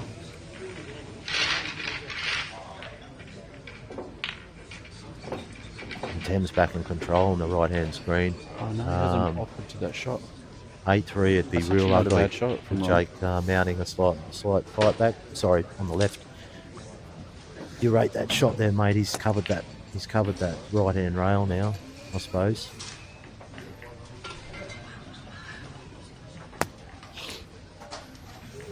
And I just noticed Mikey walking in with his cue. Go Ron Go from Karen Sojic. And go Justin. Karen's joined the stream.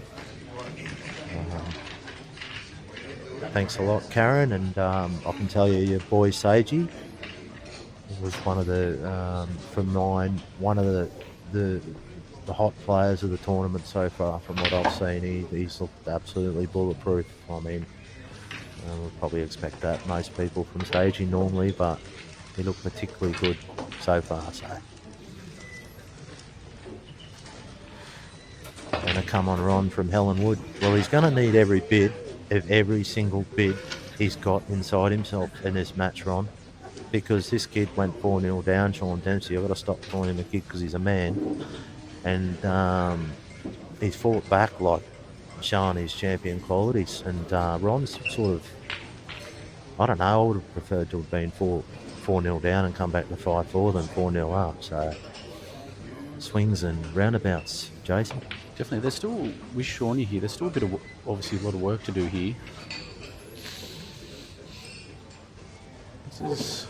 Kenny, so he's trying to work out his problem on the do you think- right hand rail here. Do you think he's just going to promote this yellow and leave this white hard up on the rail where he can't double it, he can't snooker?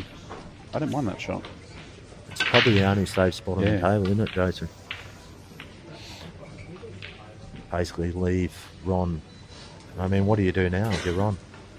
You just have to be patient. I think just keep leaving the red there. So Sean just asked himself there, if I was Ron, where would I least like to be? And that was the spot.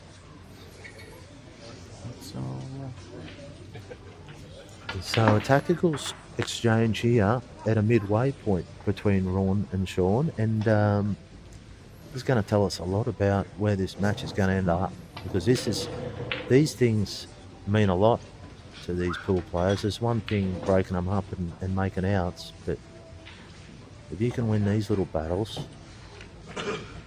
Oh, it's a great shot. that's class. That's a great shot. Oh, that's class. What a touch. Absolute class from Ron Kelly. And just quickly jump on over to the right table. Jakey's played a pretty good red there to his local position here. The last time I looked at the right, it wasn't easy, but Tim's obviously chopped up since then, and so the momentum's going to stay with Jake if he can pull this off. These are missable, but we don't expect him to miss Just it, got do a we, little Jason? half ball here off the rail, and Jake knows how important this is, just to keep that momentum of the 7-4. comeback coming back from 6-1 down. Yeah. So this is absolutely massive, this red. This is the biggest pot of the day so far. And that's great. absolutely world class from Jake. What do you think of that, Jason? Yeah, that match pot? is back on. That was a ripper, wasn't it? 7-4 match on. He's got bottle to burn, Jake McCartney, and it shows why he's won what he's won, mate. Shots like that. Shawnee's played a shot there. He's pumped the yellow. Does that red double under that yellow? Does that red double under that yellow? Well, is that the shot? I think that's... Has he got another shot? And I think it does, to answer your question. If it does, Element of difficulty very, very high. Needs to play with a tiny bit of left-hand side, top, just above the white, just to flick the white away from the double, so he doesn't obviously double kiss it. But yeah, if he takes it on,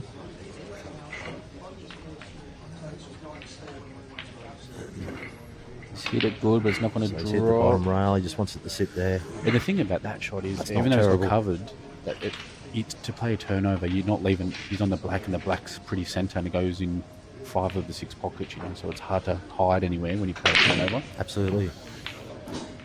Ron's plan A was to knock that red in, and his plan B worked out just perfectly, just to sit it right there. Can you nick off this yellow on the rail here and pop that yellow over the pocket? Is that not a... I almost feel like he's getting to that point now, Jason, where he's just got to find an attack option. Do you know what I mean? Because it's just... It's like dancing with the devil, playing safe on these guys over and over and over. If you get a little sniff, you really want to have a good think about taking it. The only problem is you promote this yellow, you get a snooker, up down is on, little swerve is on, so it's... This kid is resilient. He's not going anywhere from SRT Trader. You bet your life, SRT Trader. This Sean Dempsey is a complete package. He's a well-rounded player, like your Andys and your Jolts and your Robbos, but he knows when to attack. He's got the whole game, Sean. 7-4 on the other table, and Jakey's at the table, I believe. So he's chose to leave Ron the long black. He's gone, well, you know Yeah, I what? don't If you're mind good that. enough to knock Yeah. that into the right-hand corner, come and get me, Jason. And so he's thrown the gauntlet down to Ron here, and for all the Ron supporters in Also have WA, I also have another shot here. Can he play the black on the yellow and pop both? Is that on? The skill shot, is that on? no, and he's a pot of this bloke. Well, it is, absolutely, but no, he's a pot of this bloke, and he'll be going the right-hand corner. And if you're right, it's right or die here a little bit for Ron. So good luck to all you Ron supporters out there, and this is absolutely massive.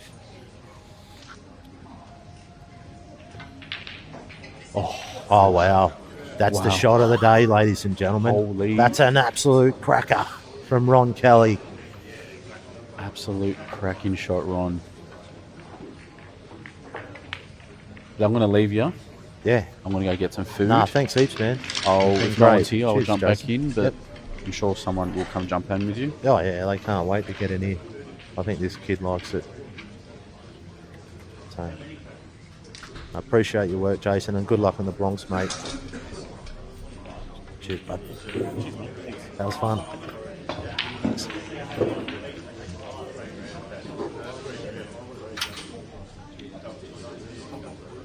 Can jump on, bud? How you going? So we've got a new commentator joining us, Santi. Nice to meet you, mate. Welcome aboard to Santi.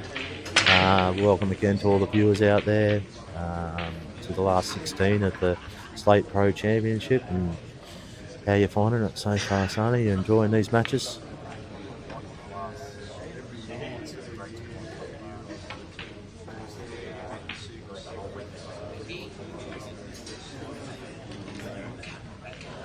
What do you think of that black there from the champion from WA? Was that world class or what? And Sean threw down the gauntlet to him. None of you had a lot of choice, and I sort of mentioned that you're dancing with the devil if you just don't sort of go for it, Sean. And he did dance with the devil one too many times, Sean. So what a cracking match we got here at 5-all from 4-0 down, Sean.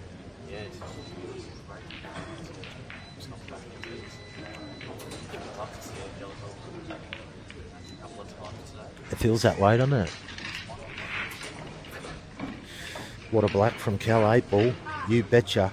And Helen Wood, another Ron supporter out there. Nice. Well, that's an understatement, isn't it? And she put an exclamation mark there, so... Oh. Sorry, guys. Jason I was talking to myself. Muted the mic before I got on. Jason muted the mic, so welcome again. Yeah, great to be here again. Been talking to myself, so that's all right. We thought the other mic was on, and... yeah.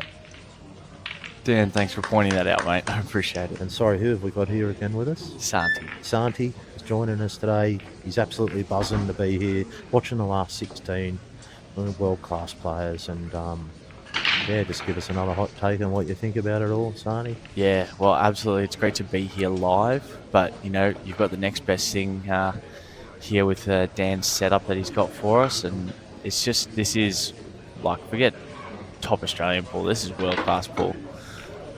So absolutely a great day to be here and to be watching it all. 7-5 to Jake. The comeback continues. You little beauty, Jake McCartney. He won't say die, this bloke. And that's why he's world-class, Jake. What's that, 4 on the trot now? That's 4 on the trot from 6-1 down. Game on. And that's a massive break. Oh, stiff to not have a result there. Although it's looking a little bit messy. Beautiful pot there from Ron. I don't know where he's taken this black, mate. Is it right-hand corner? I think that's the only pocket he can pot it. So this will back up the black from last game. He's got a nerves of steel if he knocks this one in, doesn't he? Absolutely. So we don't expect him to miss it, do we, after that other black? No. I mean, obviously. I mean, Ron hasn't missed a lot all weekend, to be honest. These are tough, though. This is a quarter ball, back into the right-hand corner. Has he got the length? Oh, it's in. Hard of the It hasn't pocket. even hit a jaw. Hard of the pocket. Wow. Meanwhile, on the right-hand side table, I feel like you got to take yellows. Go, Ron. And thanks, Milos. We really appreciate you. $7.99 is rounded off there beautifully, Milos. Thank you very much, mate. Thank you so much, guys. And Dan Porter, I think we've worked out the mic now. Thanks, Dan. We really appreciate all the support. Yeah. So he's going the Reds here. Just has that one. The one major problem is the one sort of being held by the yellow on the right-hand rail. If he can deal with that, maybe play a turnover and a snooker or... He went bigger there, out. Sean. I was having a little bit of a knock on him at the last break. He looked like he backed off a little bit on that last break, but he went big again there. So it's good to see him sort of just, kind of getting on top of that. Yeah. He's got to really just back himself and find a bit of a rhythm here. I don't think there's any B game for anyone today. And if you've got that big break in your locker, you want to start using it. Yep. And sooner rather than later. And so that's what he's decided. And I think he's doing a uni degree, Sean, so he's a lot smarter than I am. So he's worked that one out. Yeah, degree in coaching, actually, for Shawnee. Yeah, right. Are you mates with him, are you? Yeah. We hang out down at Bar 8 in... up in Melbourne, I should say. Yeah. Oh, that's good. And you play a little bit of pool yourself, do you, Sandy? Oh, I dabble.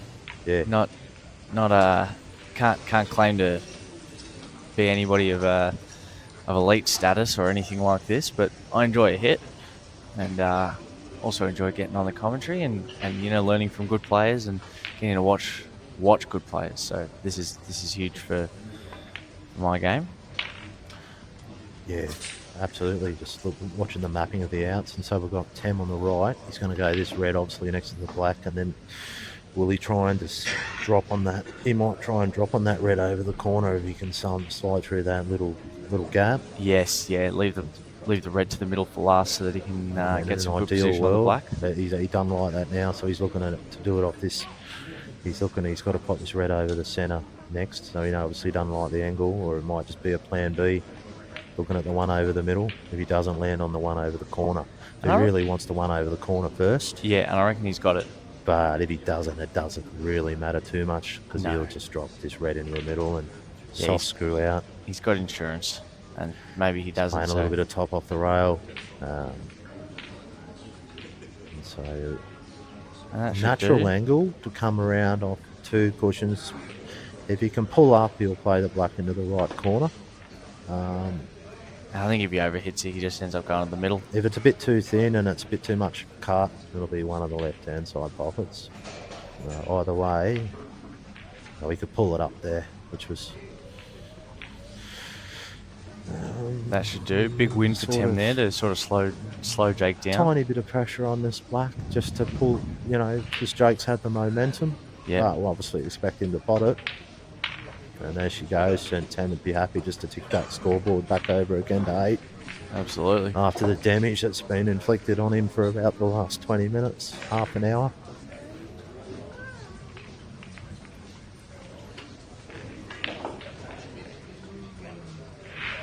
Meanwhile, Sean might have this ball to the middle, but even if he does, The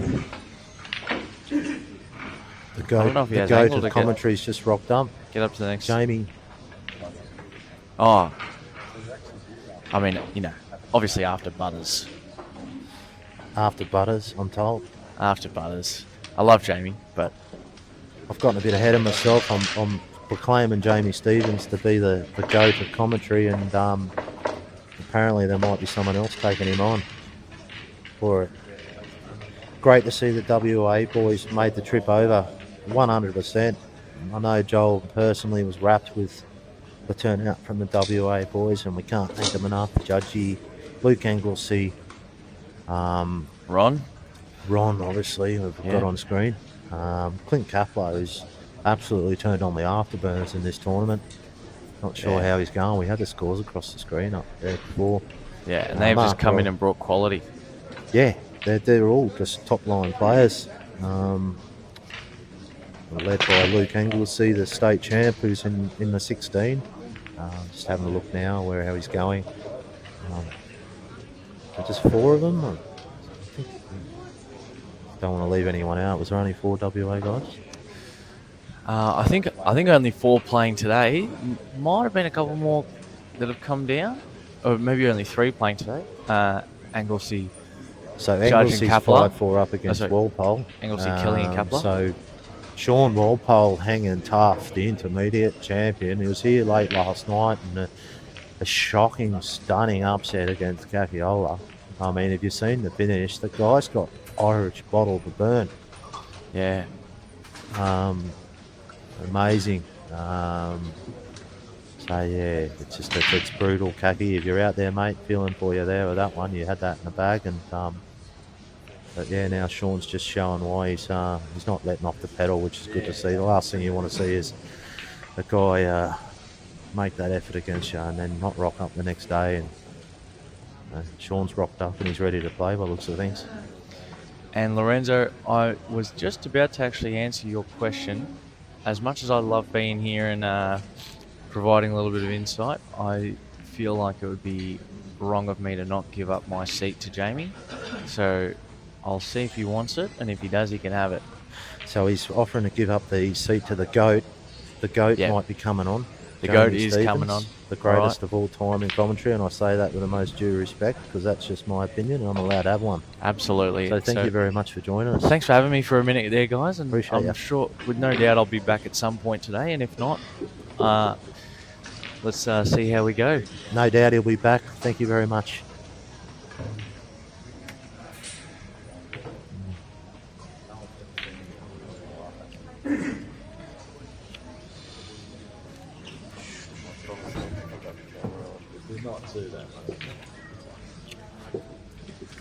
So we've got him joining us here now. He's pulling up his seat.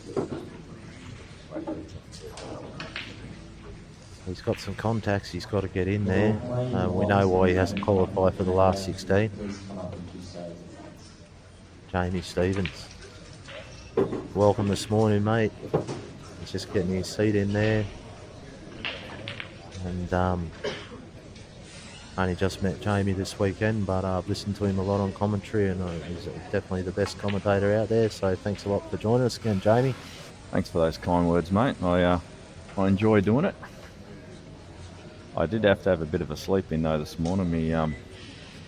My eyes aren't what they used to be, unfortunately. Get a bit sore these days. I have been listening to you guys though in the car on the way up. How we going according to the Hey, doing laws? good stuff.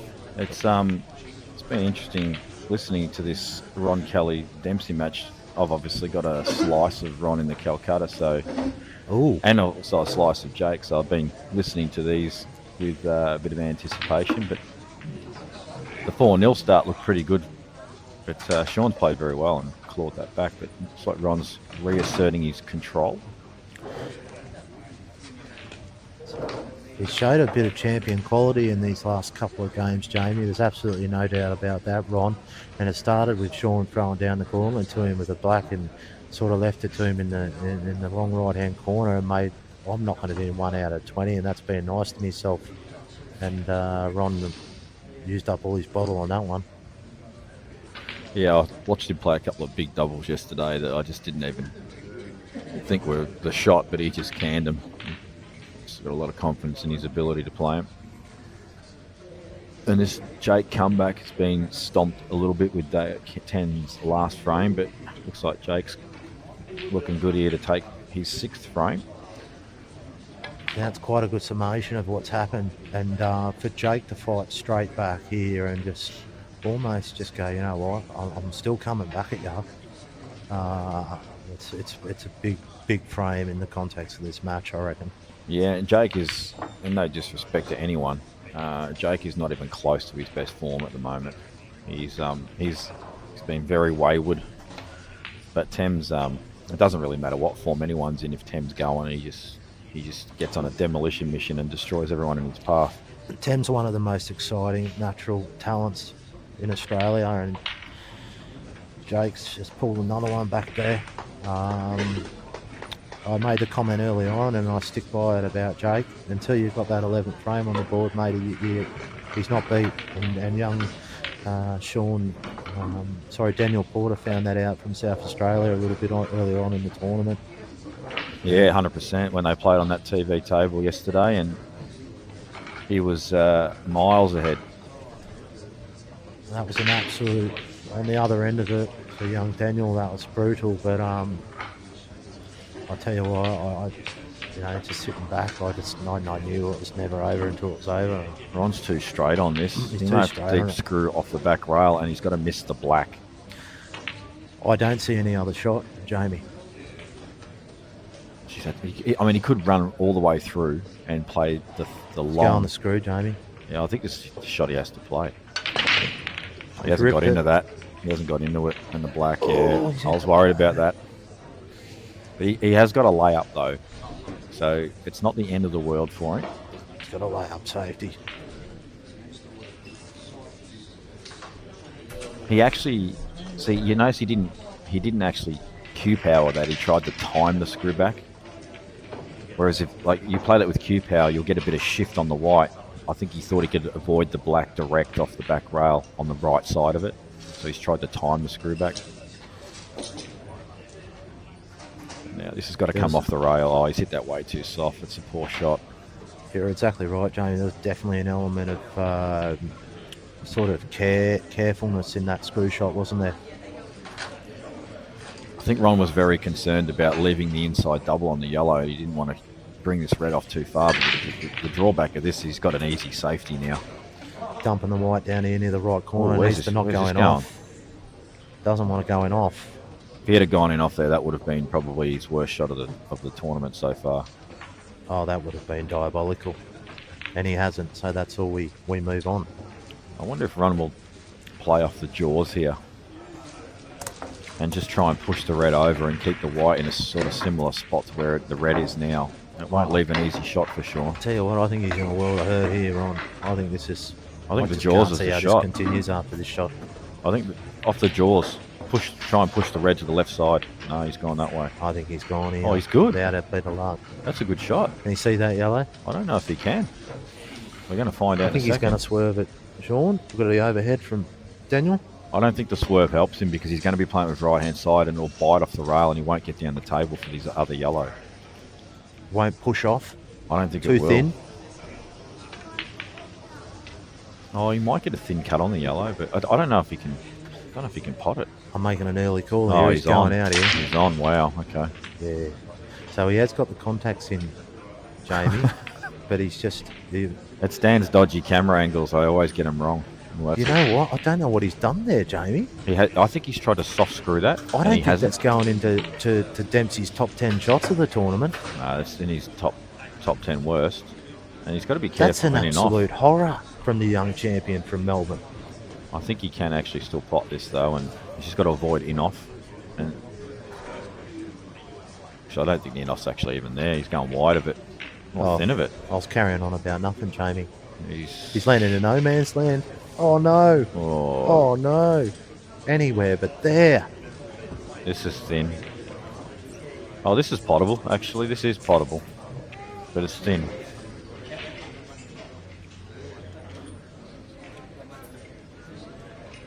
McCartney score 8-6. Yeah, that's been Oh, updated. what by a the shot looks from Tem there.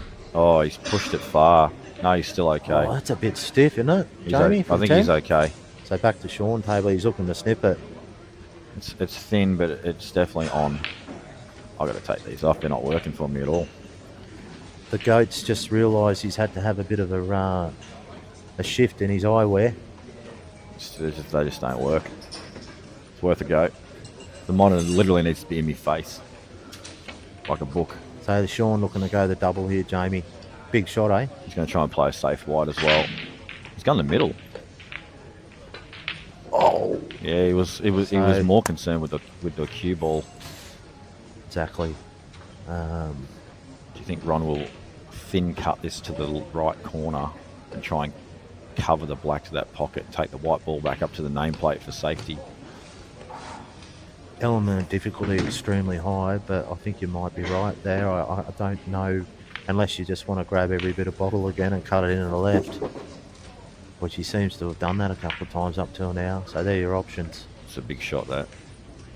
And Tem's got another one on the board. He stopped Jake's run. So Jake was in that game too, wasn't he? Yeah, I'm not sure what The happened. I last just game, saw. wasn't he? Sorry, it's very hard to commentate on two screens. Yeah, Tem got that can on the red, but he I still think he's looked like going he the was left-hand right. corner here, Jamie. This is obviously another massive shot.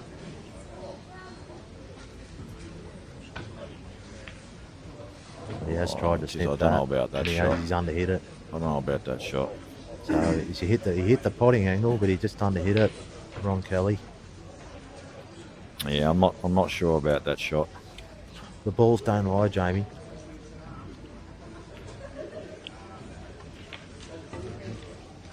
And Sean had breathed a Sixes. sigh of relief there, getting that one. Right.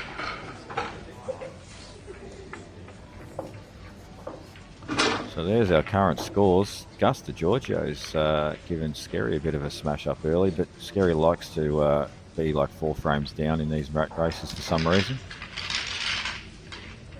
5-all, Mick Reed and Clint Kapler, and Sean Walpole, Luke Anglesey 5-all as well.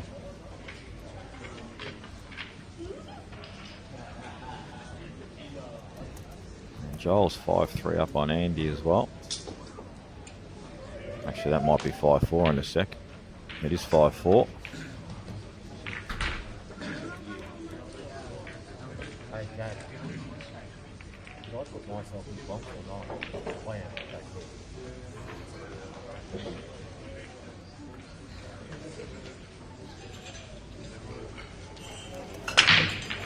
Oh, he's dumped it.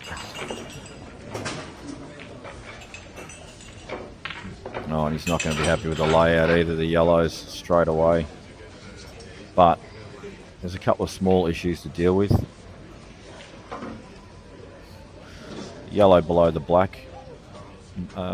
Possibly actually will plant onto the ball over the pocket, and obviously the one on the right side to the right middle.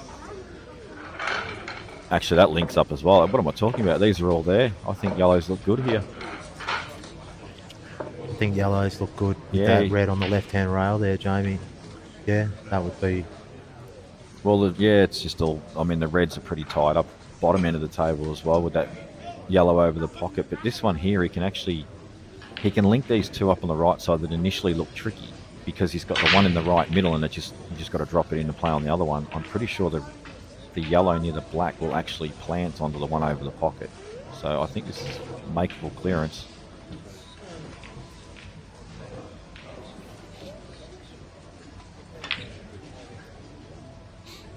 Yeah, that's a good shot. He might be on that right now. Yeah, that was nice touch there from Sean. Now, if he actually is on that now, he can actually draw the white back, play the ball in the middle next to right centre, and then he's just got the link up to that one in the corner, and then they're all on.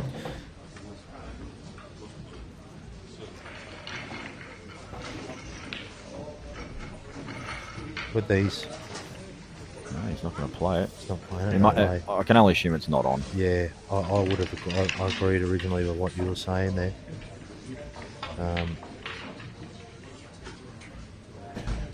There are a couple of different ways you could have gone about this out with those yellows the way they were around the black there. I'm thinking he's leaving the yellow closest to the black for last at the moment. Yeah, I want to get rid of that as soon as possible. The only place that's moving is closer to the cushion if you cannon into it, you know. I think the other shot was, I think he's just drawn that back a He's little going to play that further. yellow into the right-hand middle now next to the black, Jamie. Yeah, I think he's just brought this back a touch too far though, to just drift onto that side cushion. Yeah, right. You know what? Punching into this yellow at a little bit of pace, like meaning it's not the worst shot. You're a good chance for it to come off the rail and back out again. Oh, maybe he can slip through. Just going to roll on that. That was the danger, but he's all right. Tight, It's risky doing it like that. tight work, isn't it? Doing it like that. But, I mean, look, he's played that as well as what you possibly could have. He's in the driver's seat, and that's what he's seeing. So, playing what he's seeing there, Sean.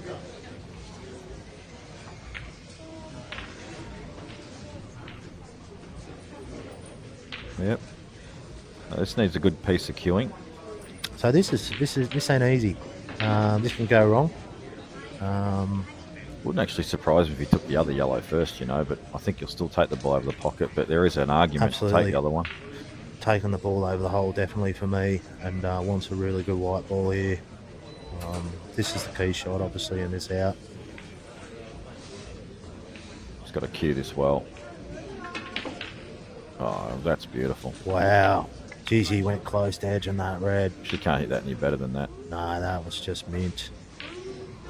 So just to screw off the bottom rail here now, Jamie. I don't even think he'll do that. I think he'll just play for the line with the red, because at worst it's going to be a half ball cut in the middle. I think he's screwing off the bottom rail here. No, I don't think he's going to try and... I don't think he's going to allow traffic. Oh, you're right, he is. I don't know about this shot. You're allowing traffic to come in, but he's hit it absolutely mint. He just painted the picture there, Sean, and that was just a classy out. That was an absolute cracking out there from the young champion from Melbourne, Sean Dempsey. Yeah, he's not going away. 7-6 up from 4-0 down. And that's what I call putting the anchors on your opponent and saying, I'm here to do some damage today. Who's over here on these yellows? Is it Jake or Tim? Jake. What's he going to do with this last yellow? Maybe he can... Is he going to play for the double, or is he going to try and play the yellow off the red and cannon the yellow? Surely that's not on. He'd love to get it out, wouldn't he? But I'm just thinking, I don't know how you do it, Yeah, mate. he's playing for the double. He wants like a good natural line for the double. He's actually got not a bad line right now, but the transition back to that other yellow will be more difficult, so he's better off late playing it last. And that's early in the match. I had a bit of a knock on Sean, Jamie. He just seemed to be backing off his break, and then he started to get into him the last couple of times, and then that just kind of shows you, maybe why. Oh, it's thinner than he wants. Dumped the white there in the bulk corner, and that's the risk you take when you try and hammer them. And in the end, they haven't really broken up much there. Yeah, he's kind of a bit more fortunate that they haven't. Really belted open. This is a bit thinner than Jake would have wanted. It's still very makeable, but it's a bit thinner than he wanted. He's played that Oh, wow. where's his- Doesn't want to snooper himself. Get out of there. He's okay.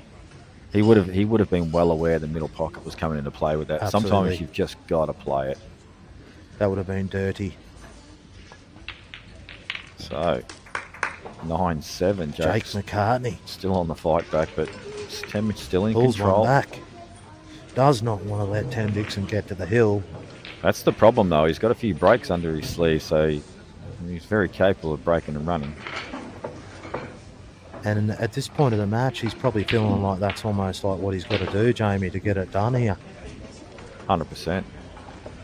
Ron's got a good angle here. If he can just find the line in between the yellows and cannon that yellow that's just below the red, he'll lob onto that one in the middle, which will give him a good angle to transition onto the really bad ball at the bottom of your screen as you view it now.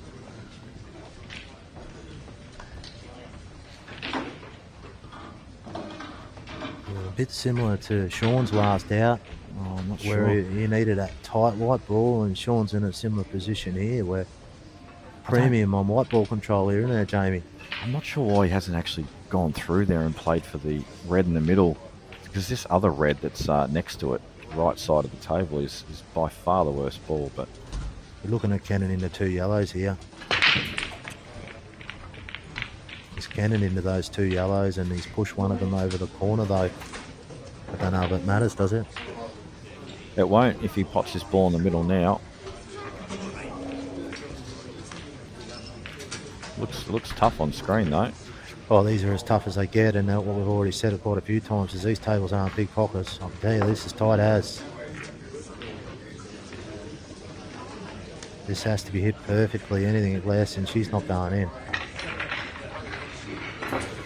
Yeah, this is tricky. So he chose not to go for that. I don't know what he's going to do with that yellow. I assume he's taking a last now. And double it, I suppose. So he's choosing to double that red last there next to those yellows on the right. That can all be all line, I assume. Yeah, I think you're right. He's going to try and draw this back to a straighter line. Yep. It's a big out he's got to play here. If he doesn't get it, it's basically he's going to be 8-6 down. Jake must have dry broke. No reason to believe he won't be 8-6 down if he doesn't get it. So, and that's the thing when you're playing Sean Dempsey and he's back, got his head on after the bad start, and yeah.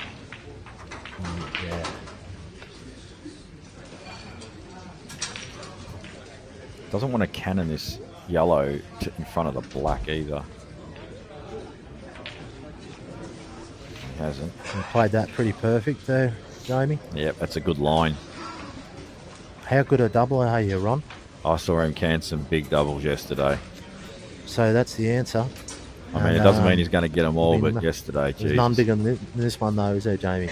No, he's also got to get position as yeah, well. Yeah, there's a premium on white ball here. It's not just the double. Oh. Yep, another excellent double from Ron. Jamie might have called that. Still these pots aren't easy. I was just going to say he's got to finish off that good work with another good pot here. This looks simple, but it's very missable. We obviously both think he's going to get it, but they're missable.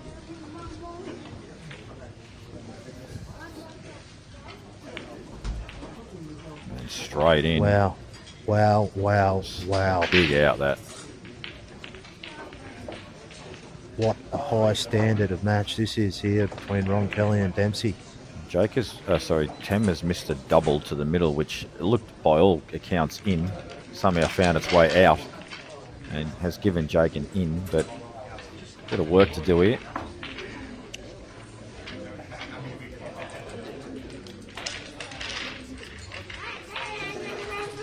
How's the Joel match going?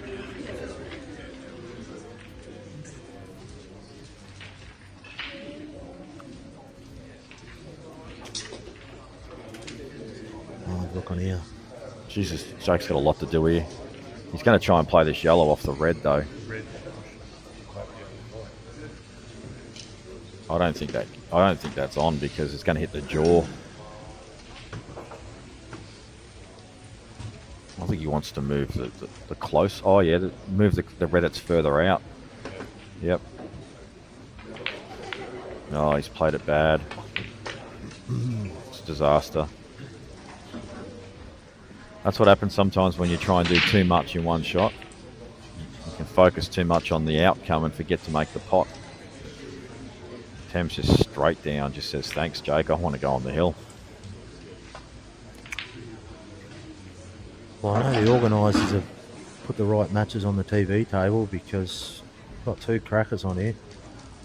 I think you could have almost put most of them on.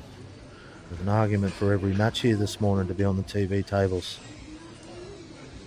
And Joel's 5-4 up on Barnett. That's going to go all the way 11-10, I reckon, Jamie.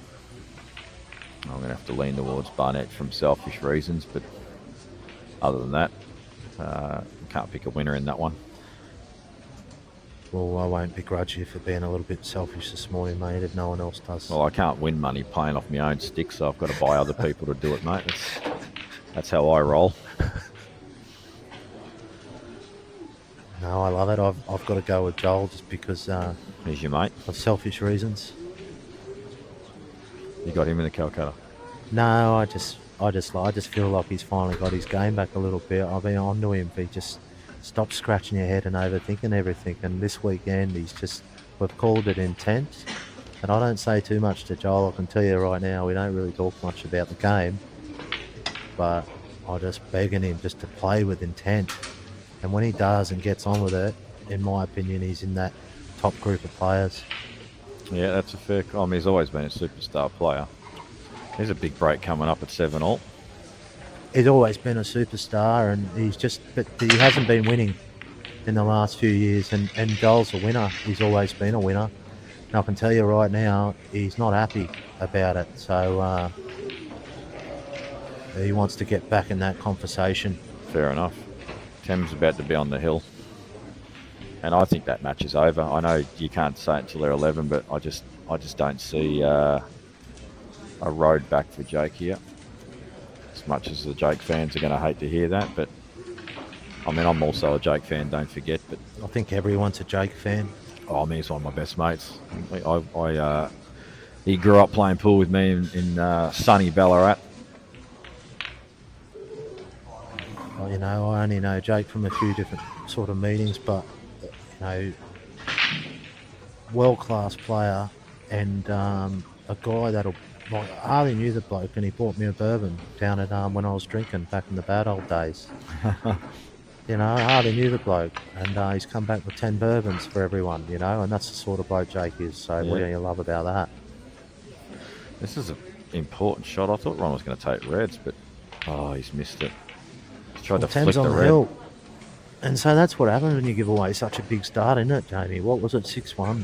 Yeah, you So can't. he's fought, Jake, but You can't give starts that big away, unfortunately, against quality opponents. And Tem's break as well, I think. I think he's world class, Tem.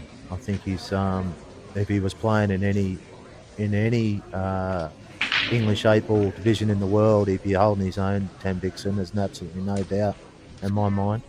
Quick hydration break on the right side table. Yeah, I think they're having a meeting between each other, deciding on whether know. WA or No, they're not. Victoria should win. The old versus the new. And I don't mean to call you old, Ron, because you don't look that old, but Just don't even know how old Ron is. Like, no, I think he's one of these guys that I look outside looking in.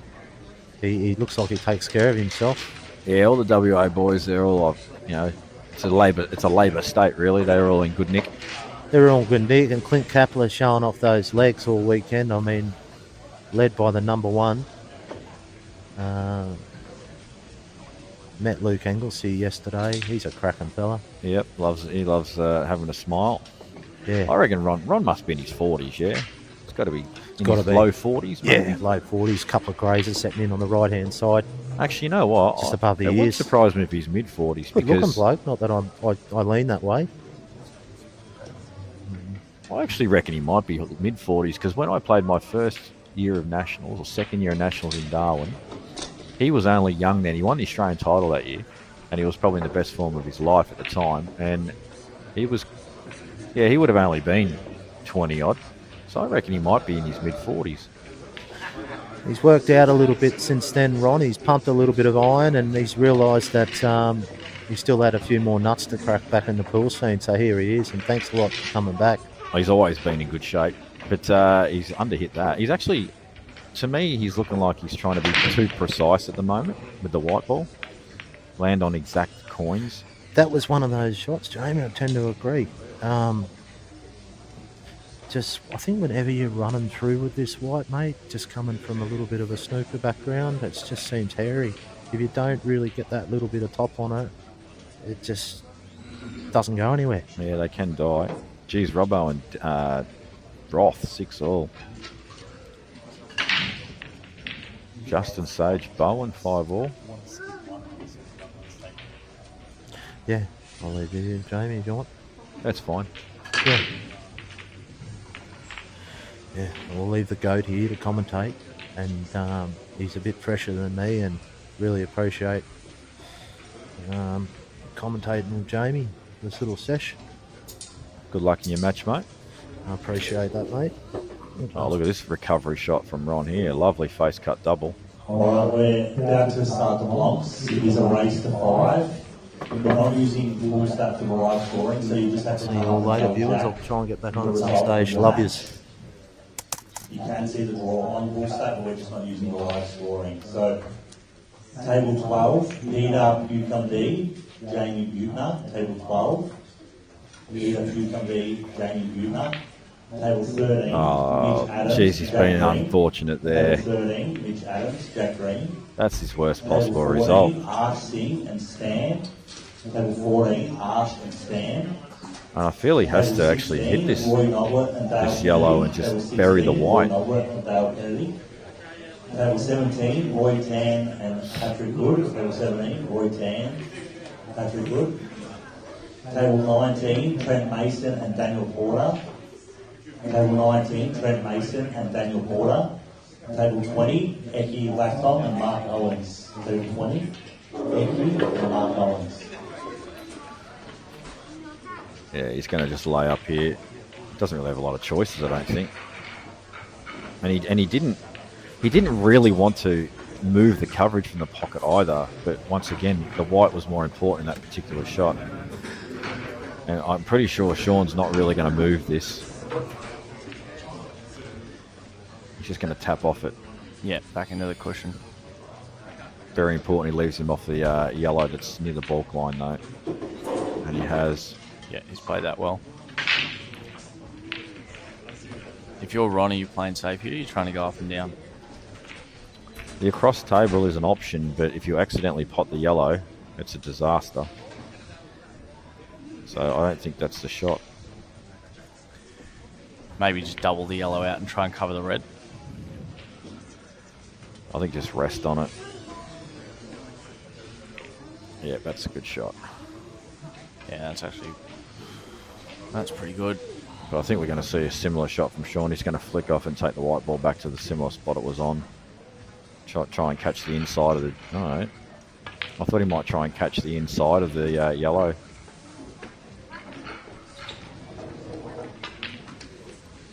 So there's just a little tug and war going on here that Ron may play the very same shot where he double kisses the yellow and pushes the white back onto the red. But as it keeps double kissing further across, it's going to get harder and harder to play that shot. On the other table, Jake has got a chance to pull another one back. And that's a lovely shot. Yeah, that'll do. But there's 0 mistakes can he afford now at 10-7, now 10-8. And there's a couple of small claps coming out of the Jake camp. Nothing like last year's theatrics. Yeah. I was watching, I went back and watched a couple of matches and surprised people weren't evicted. It was pretty loud at one point.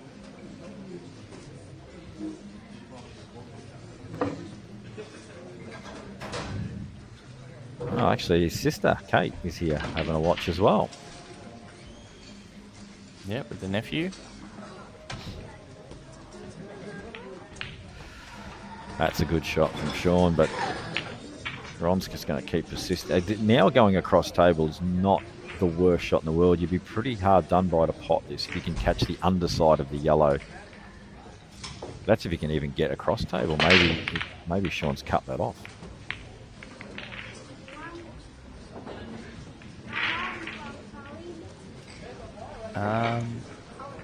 So similar shot coming up.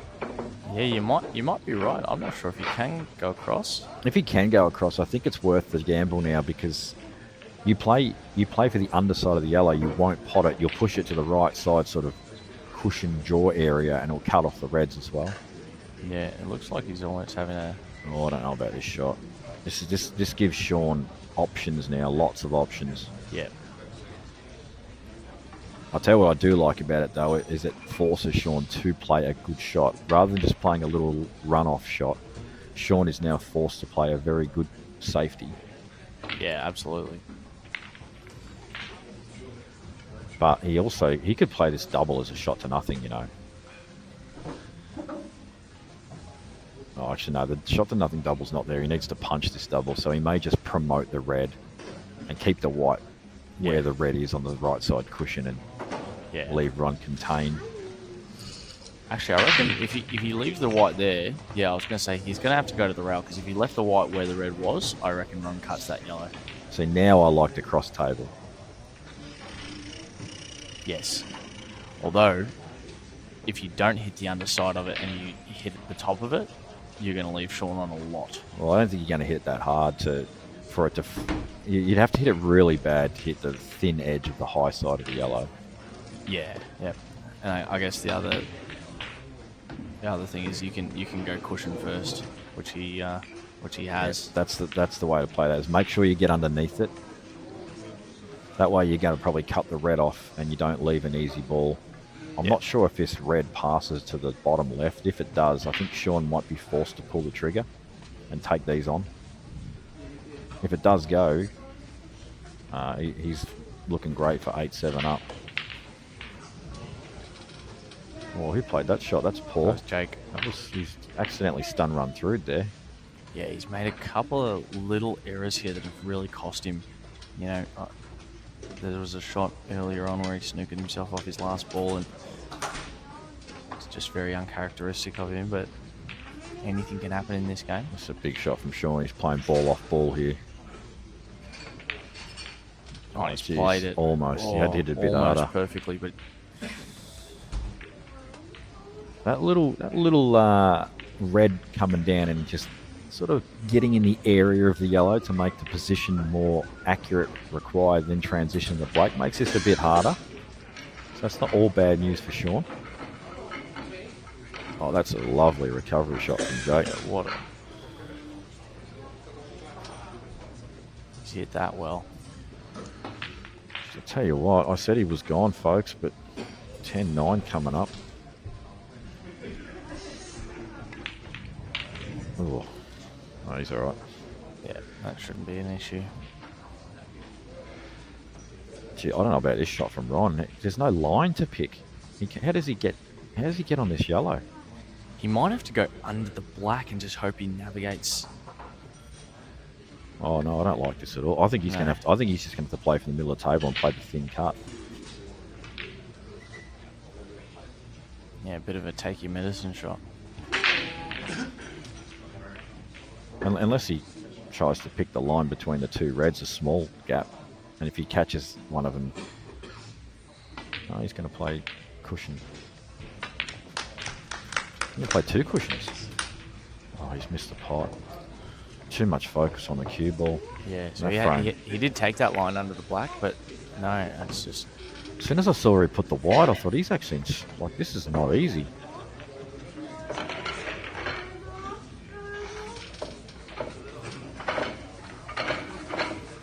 And I'll tell you what, if he has potted too, like he's got that little natural pot with the cannon onto the red. And actually that doesn't even hold for the black because there's another red in the way, so... Yeah, you'd have to bring it out. Yeah, he just needed a better line on his previous shot. But Sean should go game here. Well, he's got into that a touch too much. Just making sure he got out, really. Yeah, had to be. White was probably in his mind a little bit.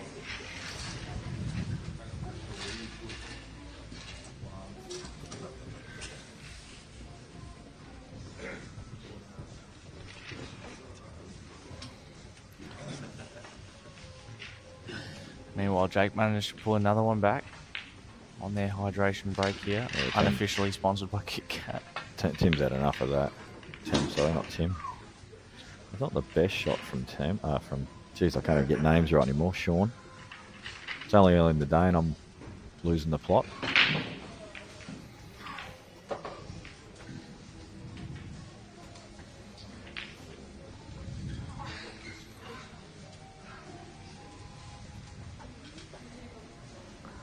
Yeah, he just needs to be a little careful now, Sean. He's got that unwanted cannon on the red, and he's just pushed into an awkward area. Yeah. So much so. Do you think he looks to play safe here? Yeah, he potentially is looking at that, or he's just checking the area of the table that he can land in to be behind that red. Well, I think he can push that red out and park the cue ball behind the black. Although it does look like he's... I think he's still got to get after these, doesn't he? Yeah. Oh, he's got into that too much as well, and this is starting to unravel a touch. He has got the gap between the two yellows to come in between, and if he can get low on the red, he can stun up past the black and be on the red. So he's still okay here.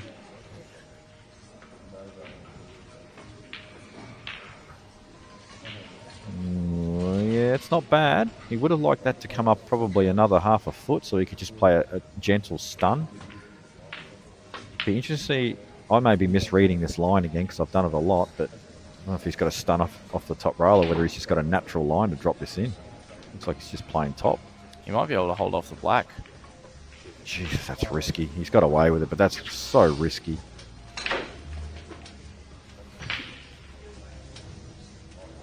If that just trickles to the side rail and stays there, he's dead. He's just taking a risk there, but yeah, if he hits the black too thick, he pots it. Oh, yeah, that would have been his last shot, I thought, but you never know. 8-7, so a bad error from Ron there. Ron won the safety battle too. He got his chance, yeah, but he just couldn't capitalise. And a dry break from Tim there is brutal. He needs a ball. That's a huge spread. Imagine if Jake goes game here and gets the 10 on, it's his break and he clears. That would be... Tim would feel sick. I reckon he already does. No, these aren't in yet, but I dare say we'll be looking at the yellows. Do not expect this to be a 40-second clearance. This will be very slow and calculated, every single shot. He's got a lot of work to do here if he's going to make this clearance. And it's all because of that yellow on the left side cushion. Doesn't link well to anything.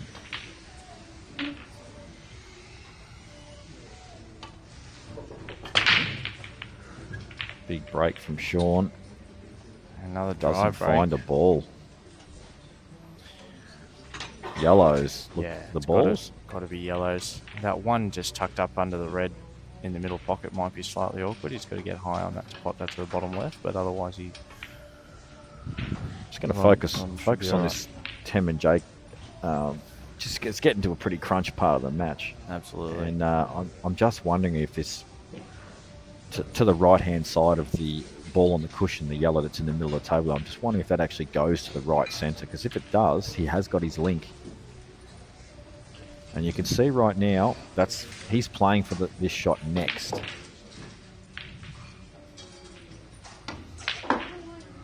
He would have loved the cue ball to have been down just a touch more for a natural line. He's sort of got to manipulate the cue ball with right-hand side. It does look like it goes to the right centre. Yeah, it does, doesn't it? From the other perspective Dan's given us. It's still a tricky link-up. You've got the ball at the bottom there as well and the one in the middle, so...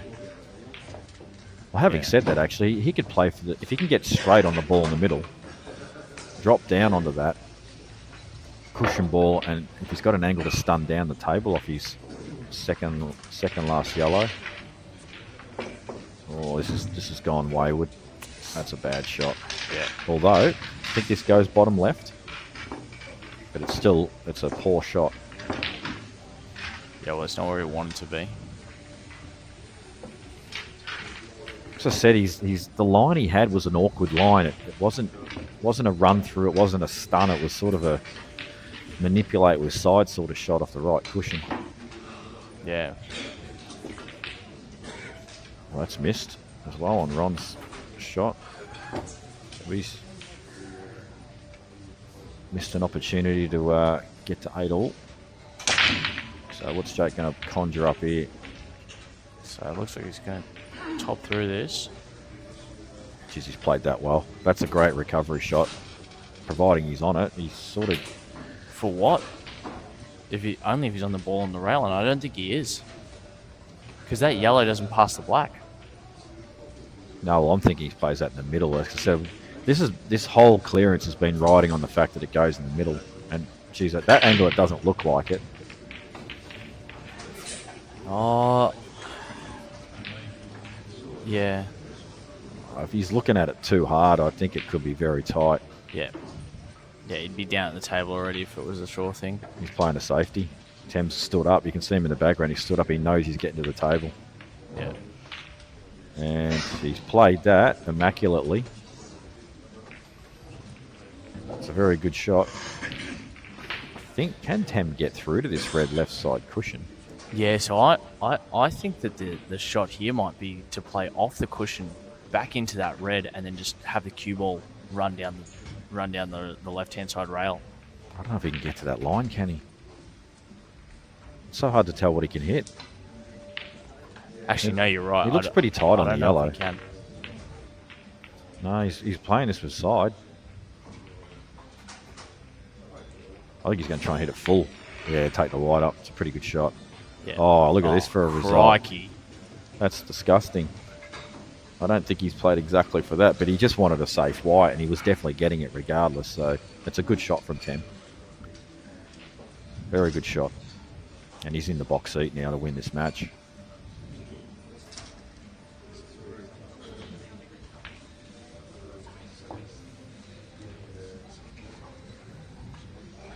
Not only does Jake have to hit this, he needs to get some kind of safety. Because all the reds are on. He's made contact. I'll tell you what, that is a very good result. He's got some safety on the red. Listen, this frame just got real interesting. Yeah.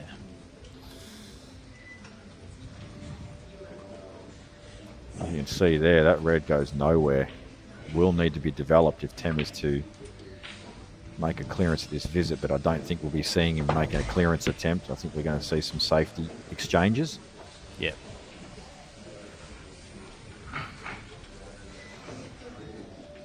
There's safety number one. Not that it's really a safety, but it's just making sure the white ball's put in a good spot. And he's really just hoping that he's trying to leave Jake in a position where he hits the yellow and develops the red for him. Yeah. Jake will be aware of this and make sure he doesn't. That may involve coming off the back cushioning, kicking the left ball. He might play two rails here and just send that ball out of there. I think he just plays at one. Tries to kick it to the top right-hand side of the table. Yeah, you're right. He does have the angle for one. He just needs to be so careful he doesn't leave a line to get into this red. All the reds are on. Close, not that close.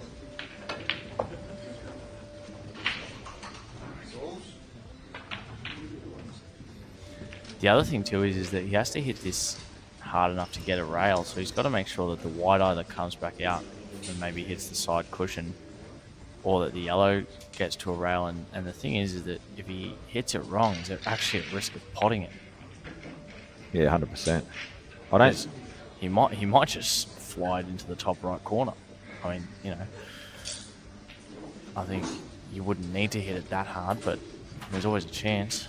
Well, he's got, as I said, he's got to make contact, and it's most likely going to be the yellow that makes contact. Depends how fully hits it. He's caught it. That's as good as he could ask for. He would have liked, obviously, the yellow to be closer to the pocket, so it's more in open play to apply pressure, but Tem is still definitely in the box seat here. Oh, Sean must have missed the ball. We've just missed on this other screen because Rom's got in. Geez, Gus is destroying Mick Scary. 8-3. I know you like to give people starts, Mick, but I think you've just let that one get a bit out of hand. I watched Gus play against Tim yesterday, and although Timmy didn't play great pool, he's probably pretty fatigued by the end of the day. Gus did, he looked like he had some good rhythm by the end of that match. Absolutely. Carrying it into today. That's a this shot from Ron. Oh, that's too hard. Unbelievable that he's actually got that far into that. Although I think that yellow actually just goes middle. What's Tem up to here? Surely this red does not go. Is he looking at a turnover? I think he's looking at the turnover. Yeah, and just killing the white on both balls. This is a smart shot from Tem.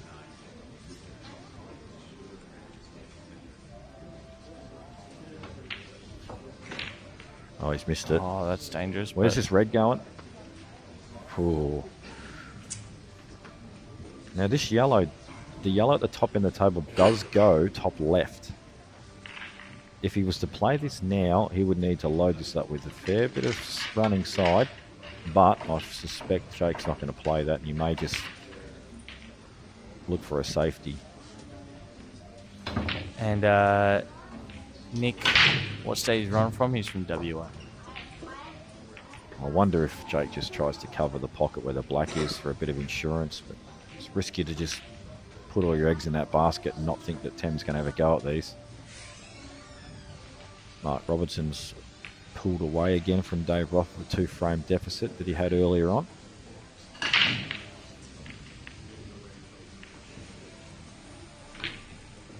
And Ron has negotiated the awkwardness of earlier and is going to level up at 8-all. Oh, jeez. Crikey, I had no faith in that, watching that black travel. Just let it knock on the door on the way through, didn't he? It was, just decided to get the cushions, involved. Get the jaws. Don't let him. Another shot Jake's got here as well is to play the billiard shot where he flicks off the first yellow, pushes the other one across over the pocket and tries to keep the white in a slightly compromised position. Looks like he's going to screw in behind the other yellow. This is actually tough because he's so close to the cushion.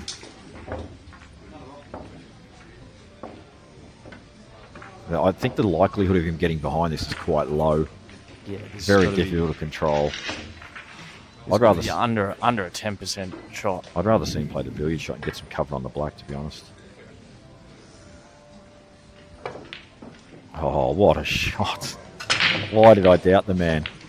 That is pretty excellent. However, Tem's just got to make contact with the red, and he's not in the worst shape. No, he's got so many just hanging out over there. If he can make contact with one of the two that are just above the bulk line, so not in the bulk area, but above the bulk area, so lower as we look at the table, he doesn't really leave Jake a lot. No. He's also going to make a cushion, don't forget, so it's got to hit with a decent amount of pace, and that's what he's done, but unfortunately for him, he hasn't caught it full. So he's left Jake a shot. Not only that, he just has to pot this clear the red and he'll have an angle. Just drop this in, float back up right side of table. This is a chance for Jake. Which ball is he potting? So the one in the middle of the table. It definitely goes past the black. Right. Yeah, so you can see now he's looking, okay, where's the line I want? He's confident he's going to pot this. And he's all right with the ball on the bottom left. He's just got to get up to a decent line on his last yellow. Now, I'm not sure. Can we get the overhead real quick down? I'm just interested to see how close this red is that his arm is near over the pocket. So it can be jawed. So that red doesn't necessarily make it a bigger pocket because it can be jawed. So there's still some stuff to do here. I think if you're playing that shot, you're just playing straight into the red. You're not even trying to pot it clean. Or cushion first, yeah. Yeah. Depends on what angle he's got to create after this. Oh my God, he's actually tried to get on it now. I think he's made an error there. I think he's made a massive mistake in judgment there about how we went about that clearance. I think if he was to go back and watch this and just say, why didn't I run through then and play the thin cut with left-hand side and go up the table? much more. It's much easier to play that natural running shot than screwing off a side rail and across. But what a result with the black. Yeah, I don't know if it's good for Jake though. Tim won't be upset about it. Yeah.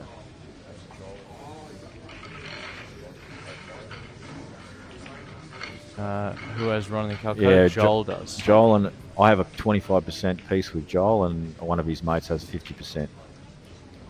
And Jaden, it is Santiago.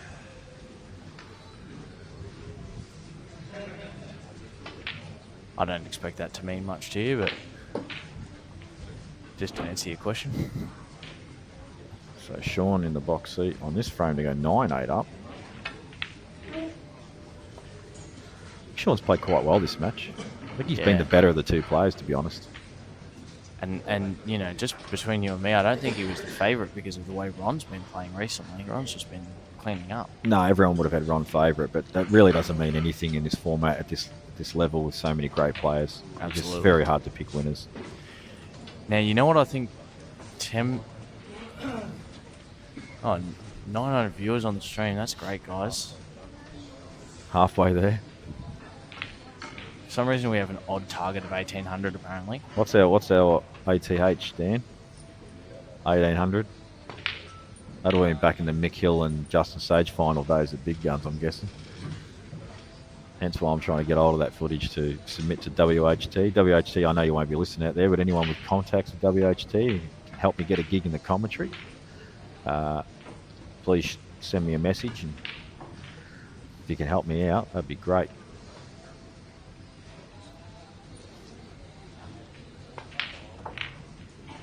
So Tam is now going to try and play cushion first on this red onto the black. Yeah. Play the plant, bring the red back. You can see there he wants to just flick the black. Yeah. And he's obviously got the link up as well. So this match, I think, is a very good chance to be well and done. Unless he messes that up, but he hasn't. Oh, yes, he has. Oh, yeah. That red may be a problem. You'll actually notice that if you go back at home and just replay that. He leant into that shot. He just rode it a little bit. It's probably made him decel a touch. And Sean goes up. I think he can play it off the bottom of the black, actually. I think he's okay. I was just going to say, I think it goes under. He should be all right. So Tam, I think, is about to win this match. We would have seen much more theatrics from Tim if he was... We might get a Kim on off him. Oh, it went clean. Oh. It went clean, folks. And he gives the table a slap. He knows the match is over. Final composure. And Tam Dixon is through to the quarterfinals. And he slaps the table in. And that's not an angry slap. That's a come-on slap. Yeah. He's pretty pumped about that. Well played, Temp. Good fight back from Jake, but he'll know well and truly that you can't give someone a 6 or 7-1 lead of Temp's quality. Yeah. It was an uphill battle the whole way after that. Sean Dempsey, 9-8 now, as we missed the break, because Dan's very good at that. And he has pot a ball. No, he hasn't. No. Reds. Hello, Reds, says Ron. This is a very, very good chance, actually, to re-level. Nothing needs to be busted out. The only potential problem ball is the red that's closest to the dot. Yes. And however, if he can clear the one just directly below it, it will then go bottom right. Or if he can clear the balls above it, it'll go to the right middle. Yeah, I have a suspicion we're going to see him just nudge it past the yellow. So we'd use the red that's above it just to nudge it past.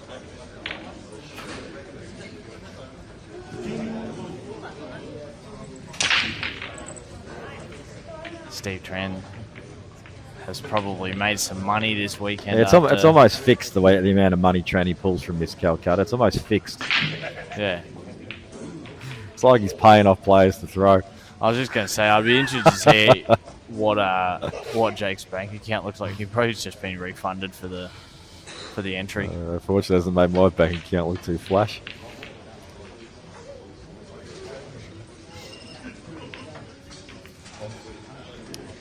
Yes. Excellent shot from Ron there. Developed the only ball that was potentially an issue. and you would expect him to get these. However, it's just nothing easy at the moment, especially when you're so deep into the match. A bit more tension. Yeah, crazier things have happened.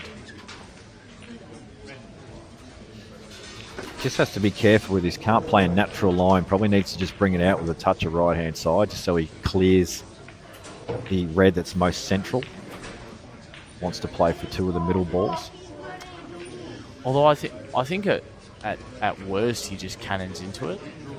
I just think you want to stay away from any cannons or anything right now. Keep it neat. Yeah, he's just cleared it. Oh, that's okay. That was the other risk, was just potentially leaving himself Chinesed. He's okay here though. You can play the higher of the 2 and play the other one in the corner afterwards and link that one up to the final bottom left. So just one good piece of cueing over the top of the ball. And these are always, I wouldn't say anyone enjoys playing these. If you do, you're some kind of sick, twisted, mad scientist. Oh, he's going to play the other one. Yeah, maybe he didn't like the hand pick queuing, or maybe... I actually reckon that red doesn't pass the yellow. I reckon he's going to try and play that ball into the bottom right corner now. No, it passes. But it doesn't matter now because he's not going to play that corner anymore. He's got a line to just screw back. I mean, he could drop it in and play the half ball, but I think he's more likely to try and get right behind it.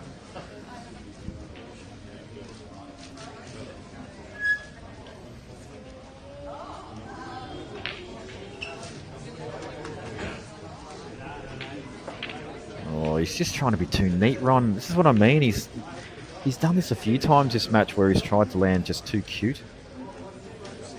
He's hampered queuing. He's got the white ball sort of a bit thin on the pot. He can still make this and hold position for the black, but this could have been far, far easier. Natural line might take him in between these yellows or just on the back of one. Oh, he's all right. He's going to go. Ooh, that's travelled, but he's okay. Yeah, that should be fine.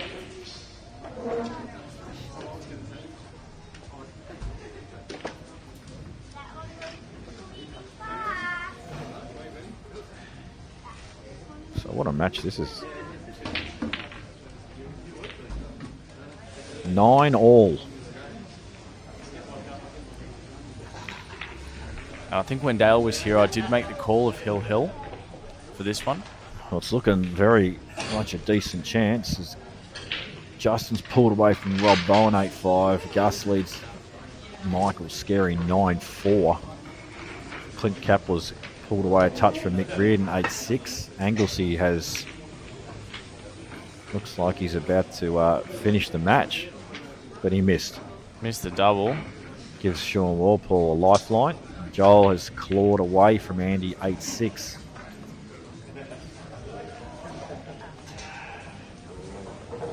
Table 13. Table 13. Big break coming up. Oh, he dumps it straight in. Yeah, that's terrible. Oh, look at these two. Actually,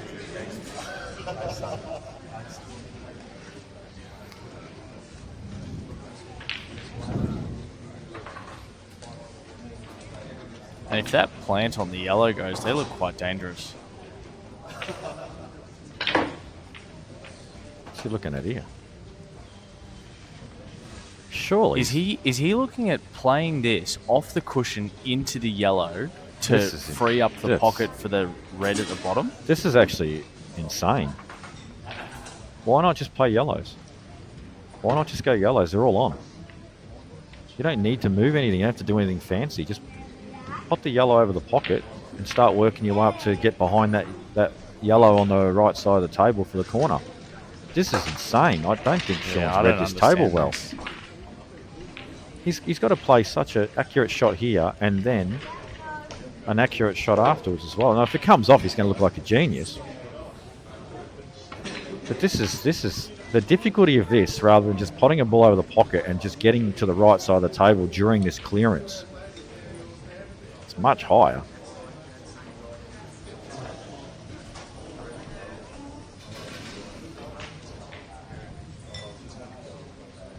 Now, don't get me wrong, I think he gets this now, but I have to question the reasoning he even decided to go this route.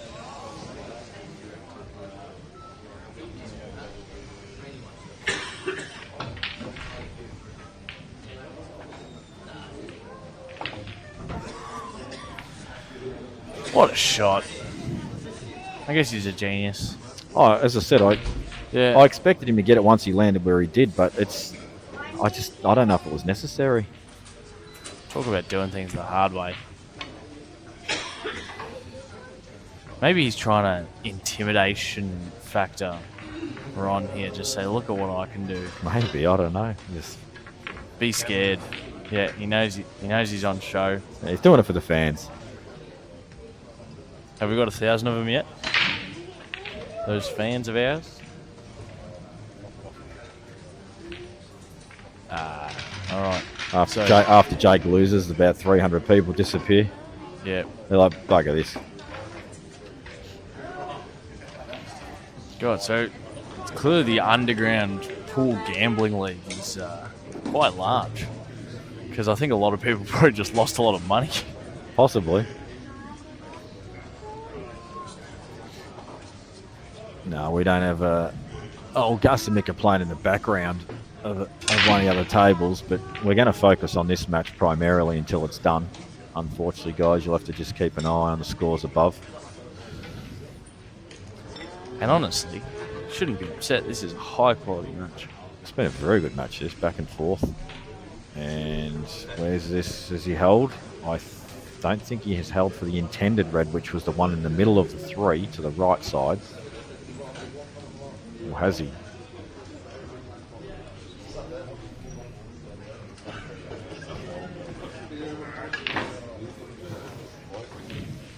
So Logan from Pool Vic has made a big call here to say that he thinks Sean Walpole has earned his elite status after this weekend's performance.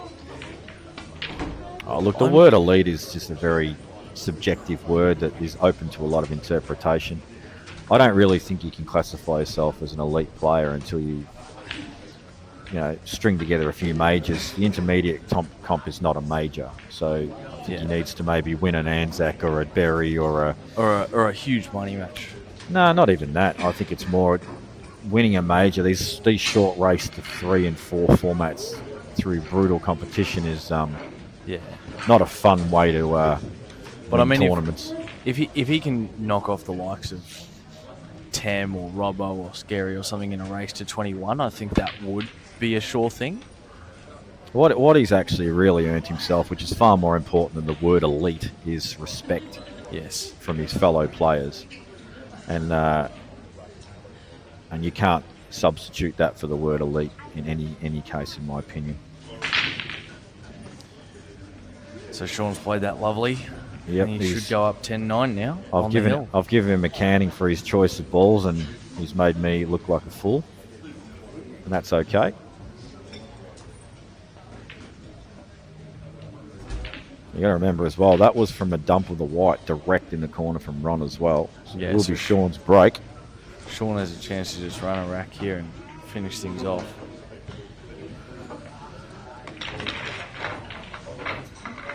Look at the speed at which Sean is racking these balls.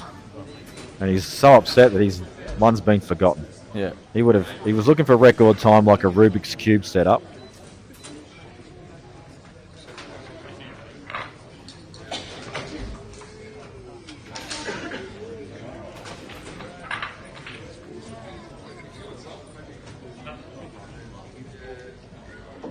All right, second attempt. He's happy. No, he's not happy.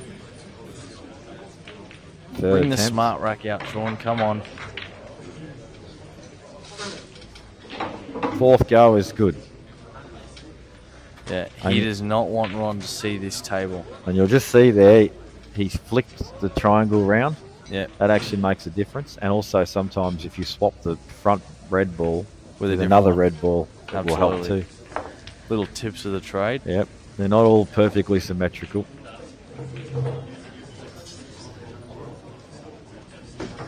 Actually, I'd say more often than not the triangles are not quite equilateral. No, the triangles are generally awful. Those wooden ones. Yeah. Well, he's... And he hasn't potted. Jesus, look at these balls too. He's going to be filthy.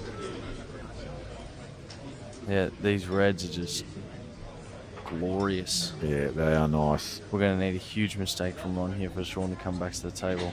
And I'm not sure I see it happening. Just got to be a little careful. These three reds in the middle of the table are all kind of blocking one another. So Yeah. he just needs to... You got to be neat. Just for one shot of the three, like to open them up. But like you've said, be neat, not cute. Don't try and land on a dime. Just land where is acceptable. There we go. Oh, and that works. The only other thing Ron needs to be very careful of is just his transition to this red that's to the left of the black when he gets to that point. Because I assume he's going to clean this end up first now. And that ball on the right side will just be a little drop in for the black in the middle last. That's sort of the route that I can see initially.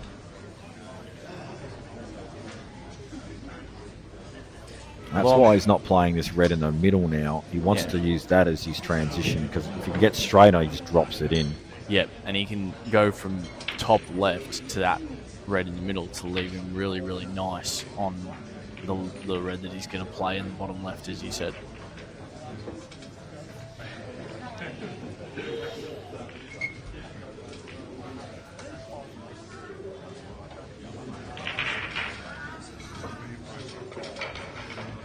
Just wants to make sure he has a nice natural line rather than having to manipulate the cue ball off this shot.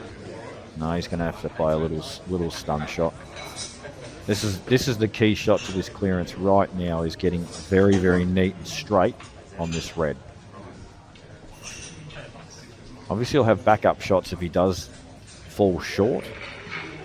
Yeah, and if he overhits it, the red does go to the middle, and he might even just land on that rail ball. The side makes it perfect. Yeah, that's a phenomenal shot. So now, this transition to the red bottom left, and just to make sure that he holds the line between black and yellow.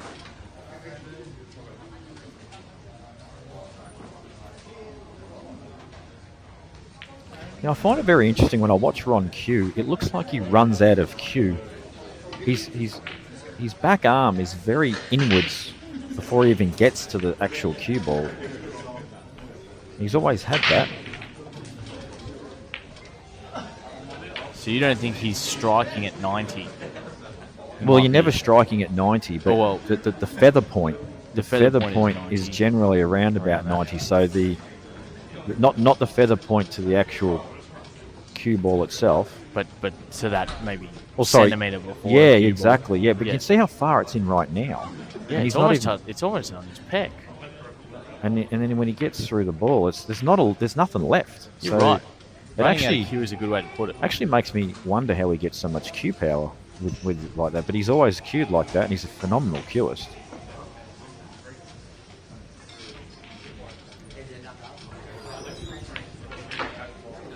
And look at this, folks. 10 all. And it's Ron's break, and he doesn't want a repeat of his last break for his sake. And Dempsey will be like, give me a repeat of your last break. All Dempsey can do now is hope for a shot. Gus has just wrapped up the match. No wonder people wanted the camera on that. He's just given Scary a bath. And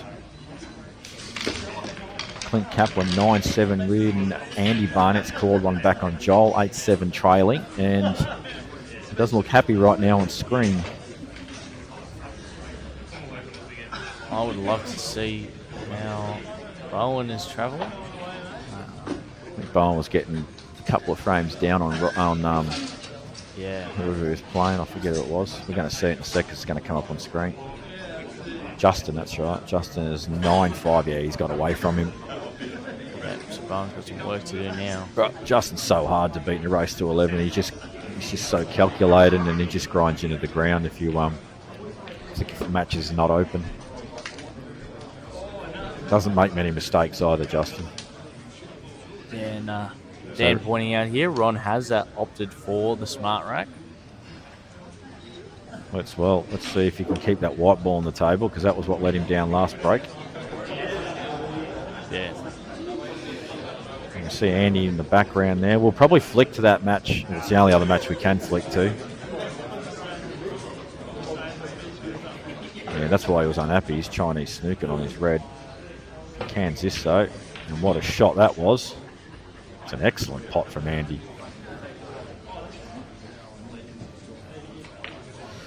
As Sean returns, they shake hands, say good luck for your final frame, not too much luck. Yeah. Good luck, but not more than me, I think is the mindset.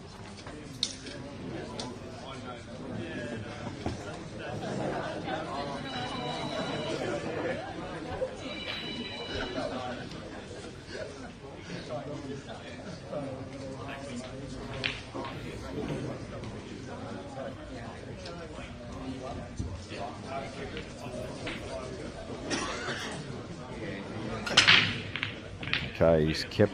Oh, wow, that's so unlucky. That is horrendous. He got the ball. That is so unlucky. Cue ball just did the same thing. I feel sick for anyone that happens to a 10-all. That was just brutal. Although, there's no easy out here. That's true. It's probably his only saving grace, but it's a matter of how much trouble he's going to come to the table, and if he gets to the table. So what now all Ron can do is pray for a shot.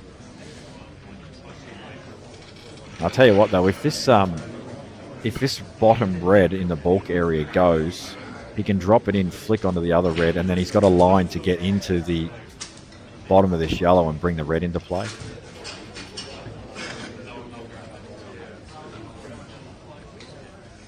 And even if it doesn't, he actually can play the other one to the right corner and same line.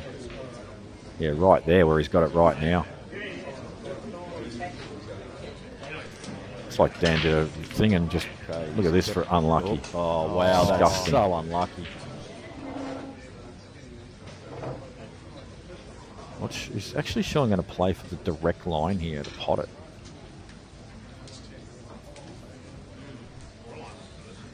Or is he going to screw onto it? Surely he's not going to screw onto it. That's... Yeah, no, he wants to play a line onto it to pot it direct. And get the cue ball back out for the ball that's just above the white right now.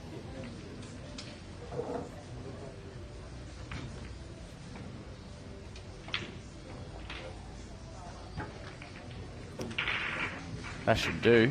Yeah, if he gets this, he's a good show here. These two at the bottom look a little awkward as well, but if you can get just slightly right side of the line of the red, the other one will go bottom left, I believe.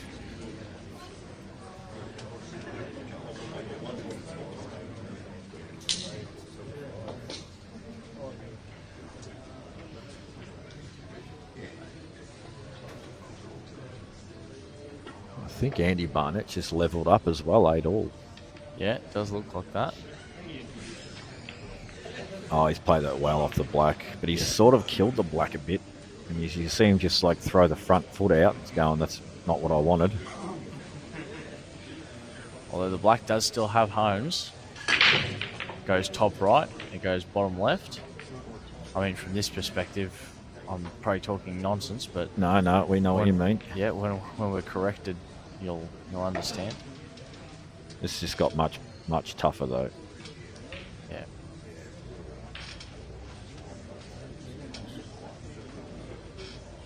It's a British company, I believe.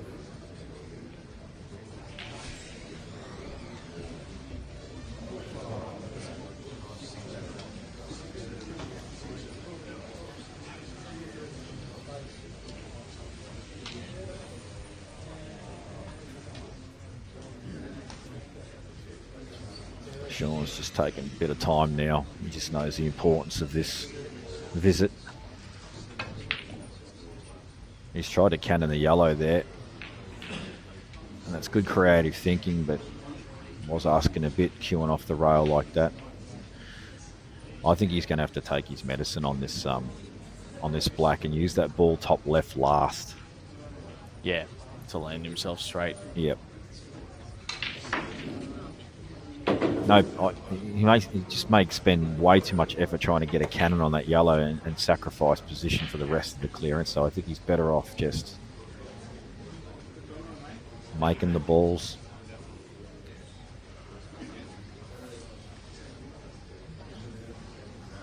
Now, it's probably not the greatest time to bring this up for Sean fans, but he did have a very, very good chance to win Albury this year and fluffed it up at the ultimate moment in the last frame against Gus.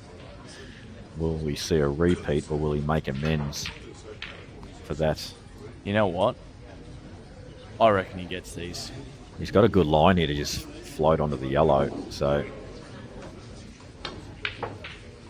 he's definitely going to get a chance at it, I think.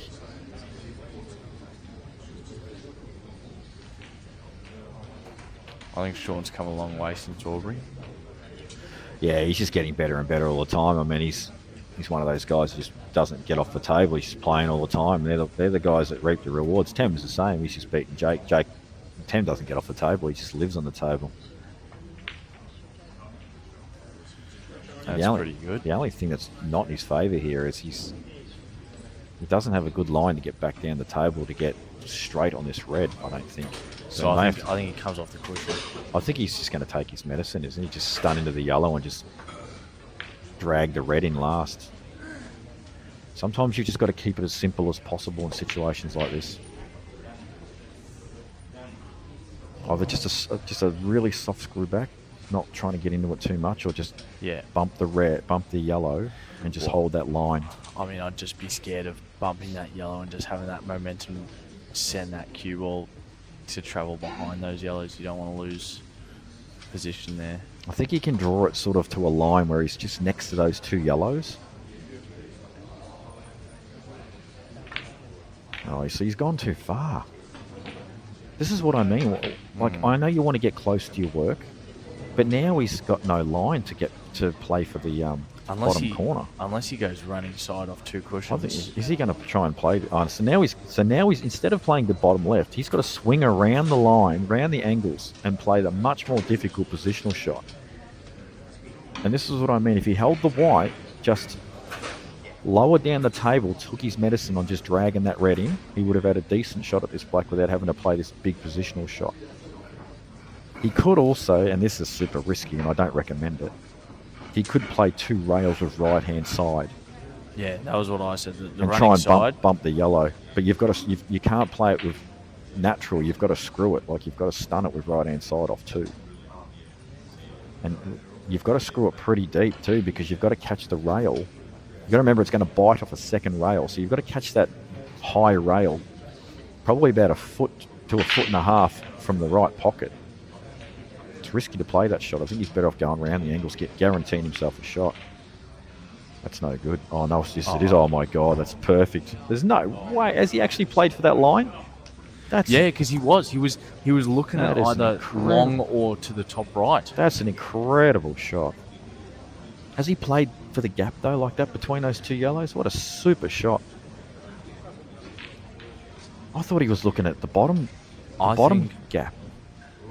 There's no way he's played for anything other than that. It was too controlled. I think he wanted to come out more and pop this top right. This is a brilliant shot. He's played for it, yeah. Mix made the call. He said he's played. I think it's a sensational shot. He's just got to hold his nerve. I think he gets this. Deserves it. Yeah. As much as my bank balance is going to hate it, he just definitely deserves this.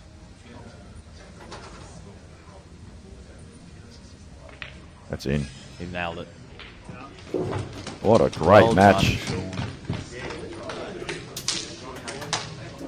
All right, we're going to try and get in on Joel and Andy. 8 all. See you, mate. Joel's just played. I think he's tried to pot that yellow and missed it with the cannon.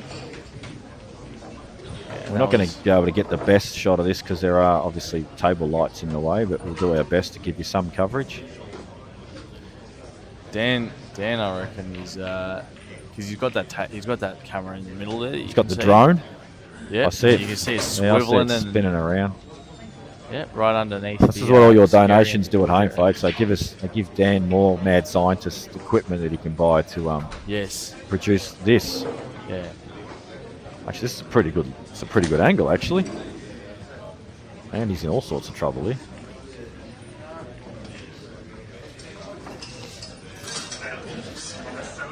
Steve Tran, Steve Jamison, table 9. Steve Tran, Steve Jamison, table 9.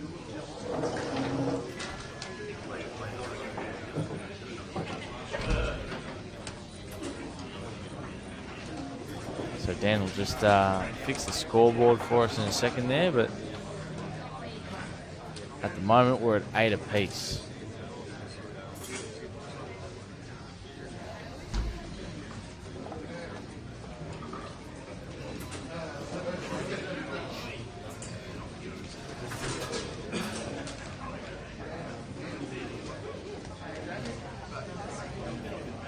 There we go, everything's all fixed up.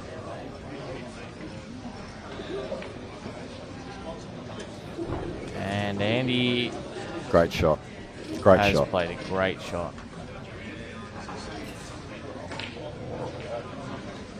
Now, I think Joel's only option is to swerve this. It is doable, unless he's at a line where playing the swerve clips him off that middle red. Oh, I think you're right. I think he's got to play the swerve for the ball over the hole. Yeah. He could come cross table as well, but Yeah, that is an option too. I think he can hit this just below, or sorry, just above the, from our perspective, just above the middle pocket, and probably still come into this. But I think he plays it because pretty much the perfect line above middle pocket is corner to corner. So if the white ball's in the pocket, when it's sitting up a bit like that, you've generally got to go pocket first with some right-hand side. Yep. And you saw the right-hand he's side. done Yep. that perfectly. Tell you why, he's got it. Got two choices here. He can try and punch the yellow into the middle and disrupt the black, or he can play the yellow long and play the double. Neither shot is straightforward. I think the long shot is better. Yeah, the long shot probably is safer. Guarantee you. So he's going middle. He's going middle, I think. Screwing into this. Oh no, I think he's going to play corner. No, he did. He went middle, and that's a shot. He's got a shot. His hand goes on his head, but I think it goes to the right middle, does it? Maybe it doesn't. That was the danger of playing the cannon, is you may not get on the black.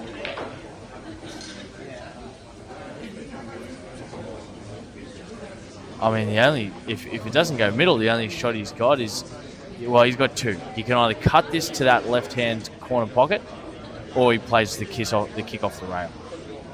Yeah, the cross table's probably the shot. You know, if there's no clean pot on, I actually like cross table before this cut, to be honest. But if Although, if anybody can pot a blind cut, it's a professional snooker player like Joel. Oh, that's in. And he hasn't been hard enough. That is a real shame, because he's hit that perfect. Yeah, the line was correct. Accuracy-wise. Yeah. He's created havoc with the reds, though. Absolutely. But yeah, there's no 100 break snooker player out there that's not familiar to a blind pot. So I actually backed him to make that, but I guess judging the pace is harder than it looks. He was also at risk of the cue ball just coming in and disrupting the line anyways, as you saw. 100%.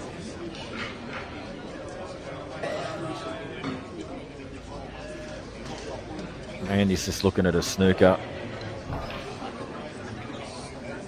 It's a pretty tricky one, this. He doesn't want to allow the back cushion in behind the black snooker, and he doesn't want to allow him to be able to flick it off the side rail either if he goes too far. So it's not easy.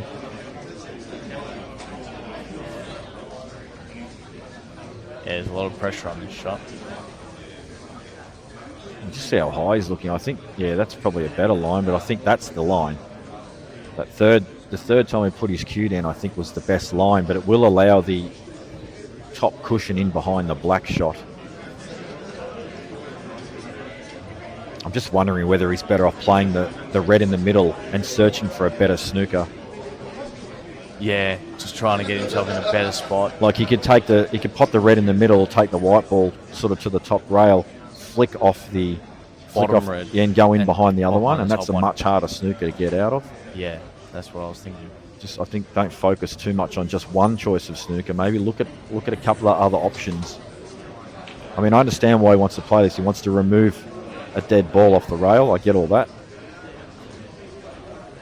I mean, he might even be trying to play this as a shot to nothing too. Pop this ball. Well, how's that not gone in? He's hit that perfect by the looks of it. Unless he's caught the rail just beforehand, but it looked pretty good.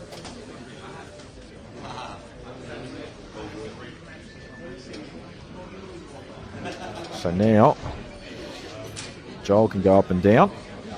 He can go in underneath the black, like I spoke about earlier. Yep. But I think he's playing in the aggressive shot and trying to win the frame up and down. Although you'd think that if he misses, he loses.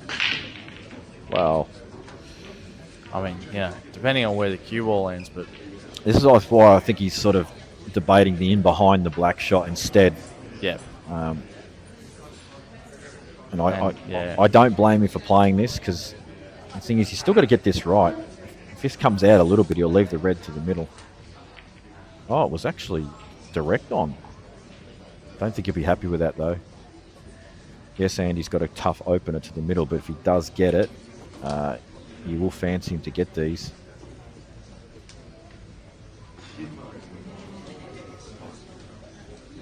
This is a tough opening shot at 8-all as well. It's tough in any time, but at 8-all, black right over the pocket. How's your nerve, Andy Barnett?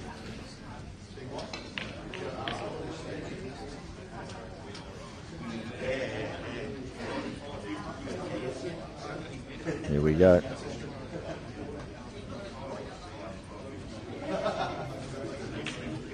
Oh, what's he done there? Oh, I don't know about that, trying to flick it in there. Yeah, oh. I think you're better off just playing the pot direct and backing yourself. I think he just thought if he sent it anywhere, he was a chance of potting that red over the bag, and He's only just missed it too, you know. It was close, but yeah. maybe that pot, because don't forget, we haven't got the greatest line, but maybe that pot was way thinner than we thought. Yeah, The just white ball was flying. ludicrously hard. Maybe it was tracking in off. Anyway, that error has made it 9-8 to Joel. And we see the cherry tomato in the back top left there, Rusty. Yeah, he's just wheeling and dealing on his phone. Yep. I think he's got 10 in the Calcutta as well, so he'll be pretty happy. Yeah, you might be right about that. Clint Kapler's gone on the hill against Mick Reardon, 10-7. Saw Robbo was 9-7 up on Roth, I think, last score check I saw.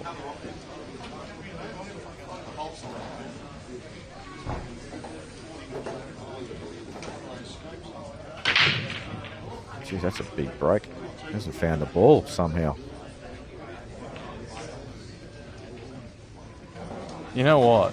Ever since we've sort of gotten on together, I don't think I've seen that many pots off the break. Maybe we're just like we're the anti-continuation team. It's actually funny. These tables are running well, and I struggle to pot a ball off the break. And I know I'm not the biggest breaker in the room, but I've noticed, like, even Mikey's probably got the biggest break in the country, and his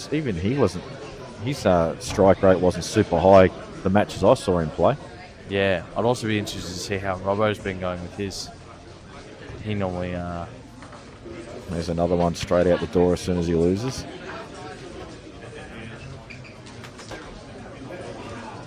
Oh, no, he's going to hang around.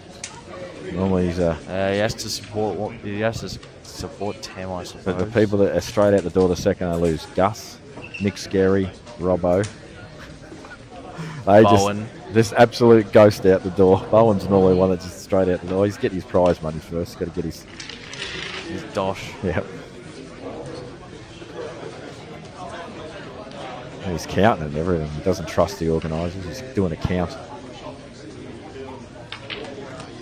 Oh, great shot, Joel. Super shot.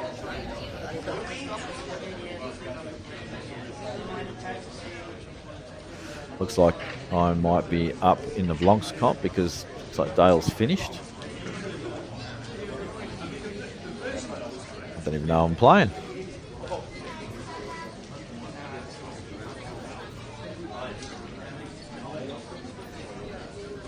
Little bit of a thumbs up and a wink from Dempsey as he walks past. Clearly happy about that.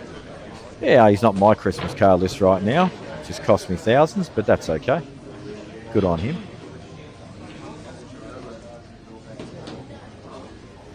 So I'm not sure what Joel's plan is with the black because he's it's not very accessible. Doesn't double. He's got to play it into a corner pocket. He's also got red on the other side of the rail as well, which is potentially going to cause him a problem. And I think Dan's trying to take the glow in the dark effect off the yellows at the moment.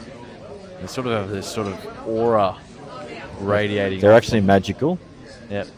What it actually means is yellows are going to win this frame because they've got the magical aura of glow. It's actually an anti-red glow. I see. So it's like the force to counteract the dark side that is the reds. So when he gets a can on the black here, he'll have a line to get the can on the last one. No. He might have been playing this to cannon into the yellow. Yeah, I thought he was going to go all out and cannon the black and then play the red and cannon again. I'm still interested to see what he's going to do with this black though.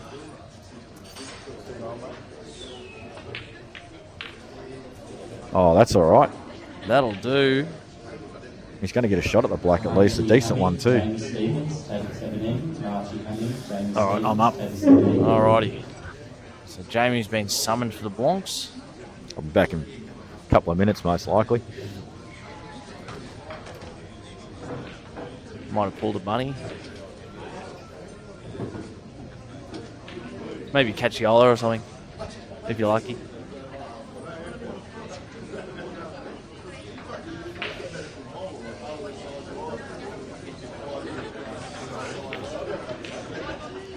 So there's the shot by Joel. He's held off that yellow there and he's given himself a chance. Again, if anybody doesn't mind a rail ball, it's got to be a snooker player. However, that doesn't, not to take any credit away from how difficult this is. If he pots this will be a phenomenal shot to go up onto the hill. And it's danger too, because these yellows are just on. Although he does have the possibility to just cover the bag here. Or is he, yeah, Dan suggested maybe he's looking at the double. I think he goes rail.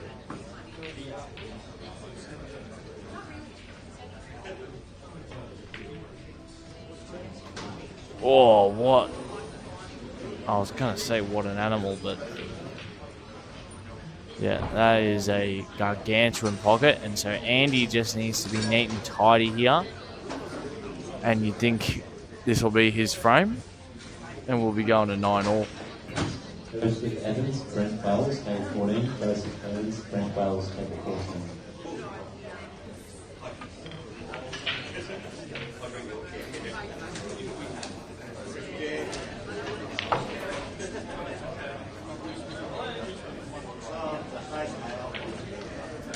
And that's a good shot. Just to turn his... Make sure he's tap into or a little bit tappy in here. Clint Kapler's on the hill against Mick Reardon. So Clint will likely be facing Gus. Oh, sorry. He'll definitely be facing Gus if he wins, but it will likely be Clint facing Gus. So the only thing that I think Andy doesn't want to do here is leave that yellow inside the black for last. Because if he leaves that as his last ball and accidentally clips the black and moves it out of position, that could be devastating. So I actually think you play that yellow second to last. See what happens. If you pot it clean, no worries.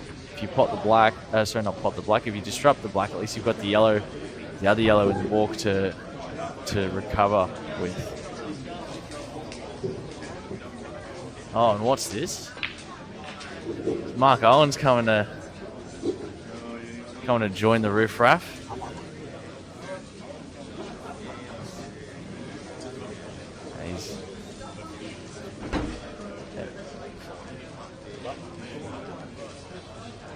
No, that's backwards. Yeah, there you go.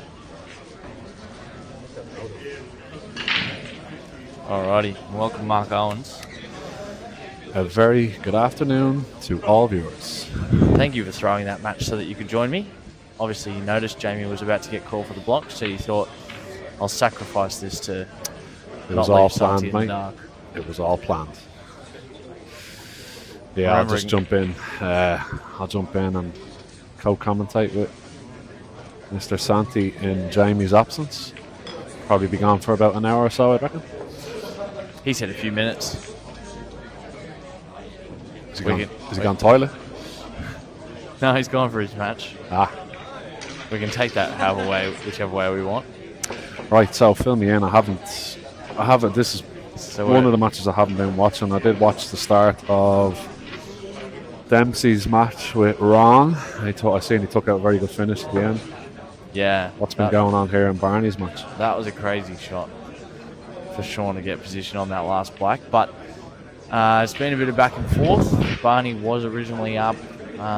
Joel's clawed his way back into it and did take the lead. He was 9-8. He had a very tough rail shot on the black just then, but he missed it.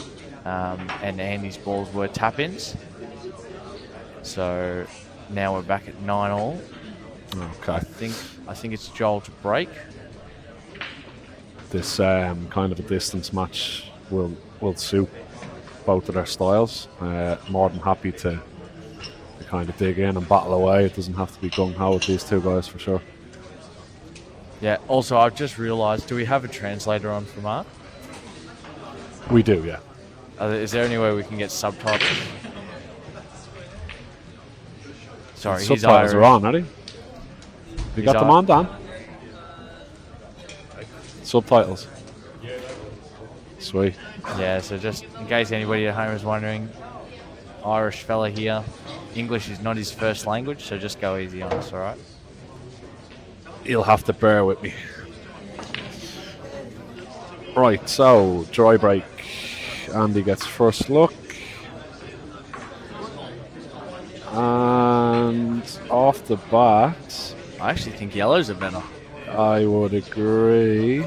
No, it's tricky. It's really tricky. No basic opener, but if he can cut this ball that's basically on the spot to the top right, I think he'll give himself a chance. Although it does look like he's lining up this red, so I'd be interested to see what he does with the ones that are on the left-hand side of the table. Yeah, reds aren't great. So actually, I can't really tell with this the angle that he has. It might be a natural into the one that's nearest the middle of the rail, just to kind of bump that out. He's guaranteed to be on one of the opposite middles then if he does decide to take it. Yep. 9-all though, he'll be pretty calculated whatever he does.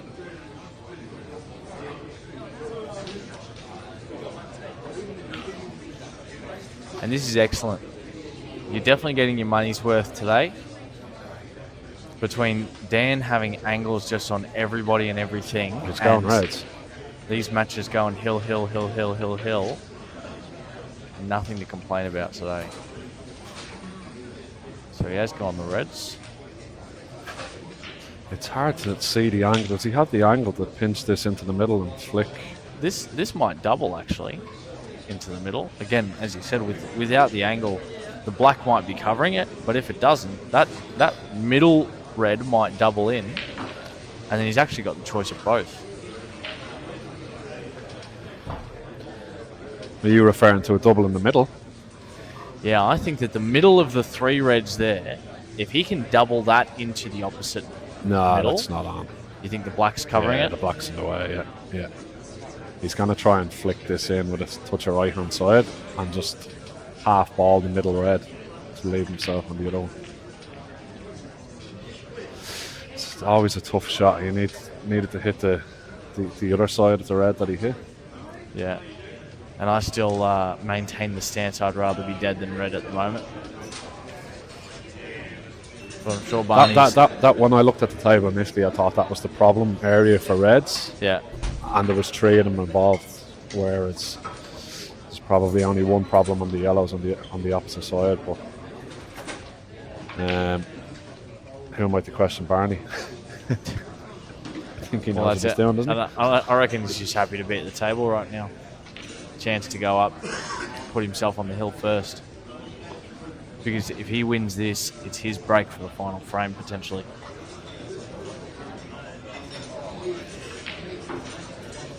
Dan's just overstimulating us here. Dan's going to work his magic, keep the viewers happy, and get Robbo's match on stream also. Yeah. The fact that Barney's kind of half pulled the trigger here on reds, he's in a spot of bother actually. Can he get through to this other red? I think he can. I wonder if he's playing the plant here. Oh, no. A good shot. You're right, he does just get through. And a bit unlucky there not to get any contact on those two, I think. Yeah, he didn't want to put too much side and flick that yellow on the way back, which is why he's had the result he's had. I don't know if this red goes past the yellow.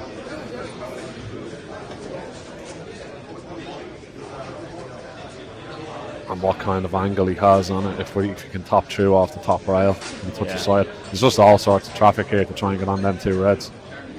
Like, they don't even double to the middle, because you're going to take this one long up into the green pocket as such on the snooker table and crash into them. He doesn't look like he's going to pull up anyway, that's for sure. No. There's not many hiding places.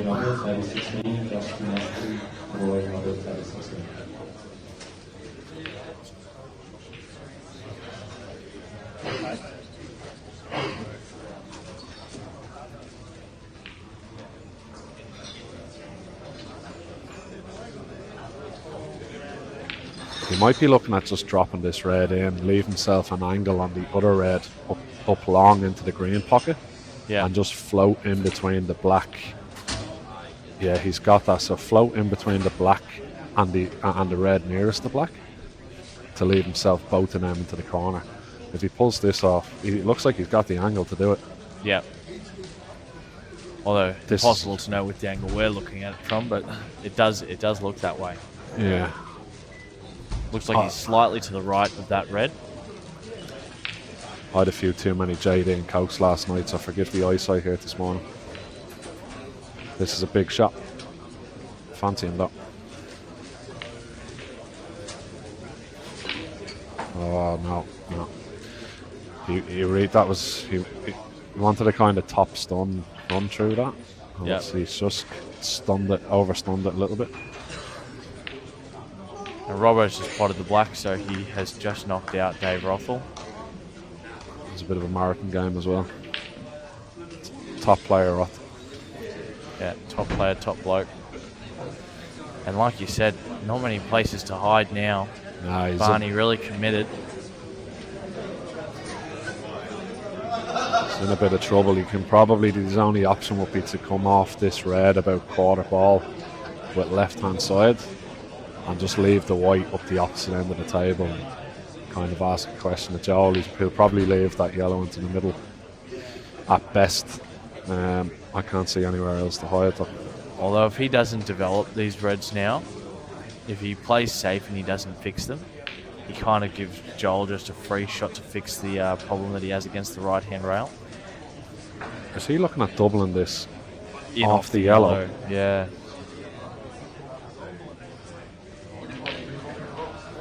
Only a genius could pull off a shot like this. True. He's lined it up though, hasn't he? Yeah. Reminds me of something. Oh, what a shot. Yeah. What a shot. That is class. Nobody else has pulled a shot off like that all weekend. No, true. Top tier there from Barney. Except he's maybe, still not out of the woods here yet. Maybe the guy next to me played a black like that. Was that yesterday, wasn't it? Yeah.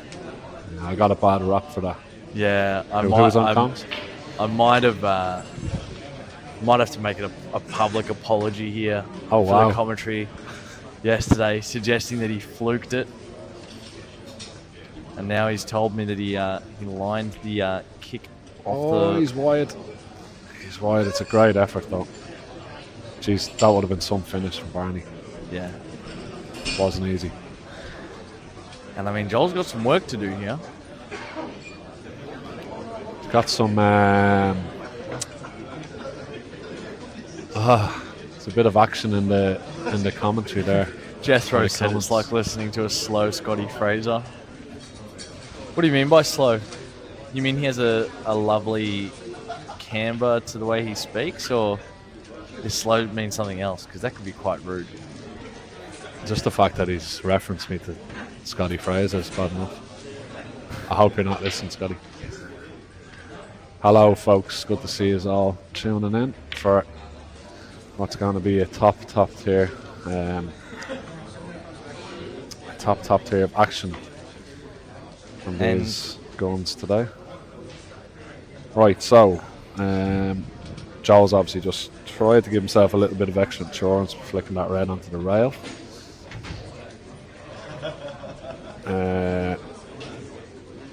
Dare I say, he won't be going out this visit. And Ukraine, to answer your question, there is no shot clock. There can be one upon request. So if one of the players, maybe deems that the other player is taking too long on shots that don't necessarily require the amount of time spent, you can request for a shot clock to be in, and it'll be a 45-second shot clock, but currently there isn't one in play. So I presume Joel here will be playing the middle yellow of the tree and just kind of try and top it through, give himself some cover with the yellow that's in the middle of the table. Yeah. Although Depending on where that is, I don't know if it's again, the angle's a bit deceiving, so if the up and down's correct, easy. He has to make sure here that he actually, I think, still lands tucked behind that yellow. If we're looking the long way, to stop the one cushion, because I reckon, I can't see the angle exactly, but I reckon if Andy can clip this yellow, it might actually drop. Clip the red, sorry, it might actually drop. Yeah, you don't ever want to give a one cushion escape with a red relatively close to the pocket like it is. So yeah, and that'll it's do. a good shot. He's actually allowed no cushions, almost. Yeah, Barney's in all sorts of trouble here in this frame. Yeah. And again, I think it boils down to I still don't think he picked the right colours. I thought yellows were the colour to absolutely. take. I think that was Reds his downfall. So tough. He just made his life so much harder. I get maybe the Reds had the easy opener, but that doesn't necessarily justify it. Yeah, just there was a cluster of tree over this side, and it was all kind of a little bit too tight to navigate around, while there's yellows covering the bags over this side as well. So it just didn't really make sense to go for Reds. But here we are now, isn't it? A world of hurt. And I hear you, Jethro. I hear you. Scope, yes. Owen's on comms. Who Ukraine is that? Stipcho. I think it is Stipcho. Hello, folks. Perko. Hello, Barry Crossy. Good afternoon, mate. Who else is there? Scope King, whoever that is. Oh, Perko. There we go. The king of one thaggy. Oh, what an effort that is! My God. Crikey. He's gone 9 rails. I can't even count that high. That's some attempt. So this Joel will just plant or train this, as they say in Oz, this yellow that's on the middle of the rail. Flick the one into the middle, knock the other one over the corner, leave himself in the opposite middle, and it should be 10-9 bar an absolute disaster.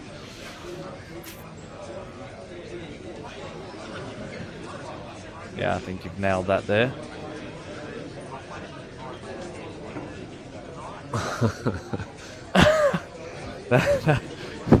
Well, I'm not going to repeat what you said.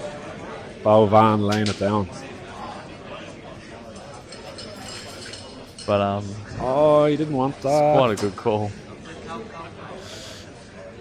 Chris Flynn has said hi. I didn't think he'd play. Hey, Flinny. I'm good, thanks, mate. I hope you're well. I'm surprised Joel played that at that pace. He just wanted to hold that yellow over in the middle. It was always going to run that way, kicking off the other yellow that was nearest the middle of the table. So he should be okay, though, if the yellow that is closest to in the middle of the table goes, So if this yellow goes to the middle, then It he looks should like be it fine. does. Because then he can just come down, pot this yellow up to the middle, the one that he's just sort of Yeah, demoted. trace the left-hand side. And then he still has the other yellow in the middle. Oh, he's played this well. Oh, what a shot. What a freak. That's a great shot, Joe. because also if he misses that yellow, he's completely lost position. Well, there's all sorts of pressure on that, and I think the fact that he's overcooked his last shot, which automatically puts more pressure on than there is on the shot as it was. He's judged that pace to perfection. So just run this through. Although, if anybody knows how to control a cue ball, it's a snooker player. So, Yeah, he might. Yeah, fair. Maybe that was just a run of the mill shot for him, Still got to judge them. and that should do. Stun this out now on the black in the middle. 10-9.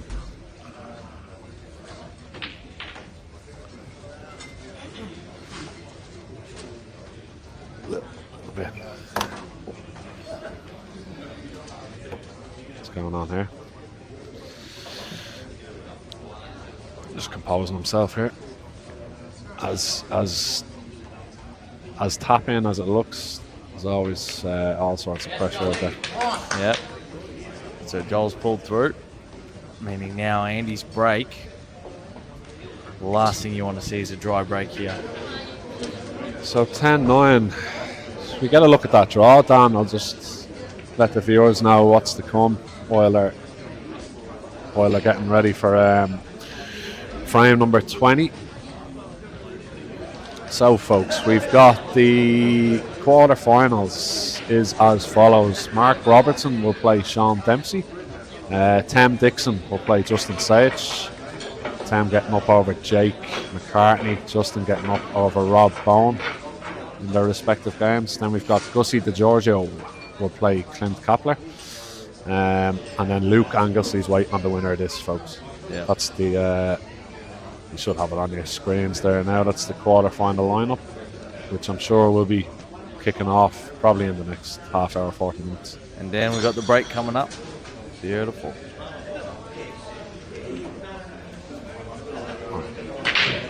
Oh, that. Andy normally cut breaks, doesn't he? That is disgusting. Ouch. Not what you Yellows are looking lethal. Back green stand, table 12. Ron did that at Back green stand, 9-10, I think, or something like that. Nah, 10 all it was, yeah. Yeah. Ron Kelly dumped away. Oh, yes, yeah, because that time it kicked in. He did it at 9-10, where he sent it straight in. Oh, then he right, won okay, that so- frame, sent it to Hill, and then it was his break. And maybe he did it 2 frames ago, and then he had it kick into the bottom right pocket. Yeah, it's not ideal when it's coming to what a shot. Yeah. What a shot, Joe. I don't think it's that big of a call to say that Joel gets these. Look, there's still pressure on it. And the fact that he's got to navigate his way down table to go back up, to come down again, just makes it a little bit tougher than what it looks. Again, it's 10-9, so it's nothing straightforward. Just needs to mind his work. He's perfect here. Just a little screw on this, leave himself a natural angle to come back up for the one nearest the yellow spot. Yeah. And then the one in the middle will be last. That will link to the black. So it's all just pace, really. Just pace judgment should get him over the line. There's no real obstacles in the way. Just needs to compose himself and get the job done. Yeah. First shot goes to plan. Just a natural stun off the rail here. And bring him up towards that yellow in the yellow spot.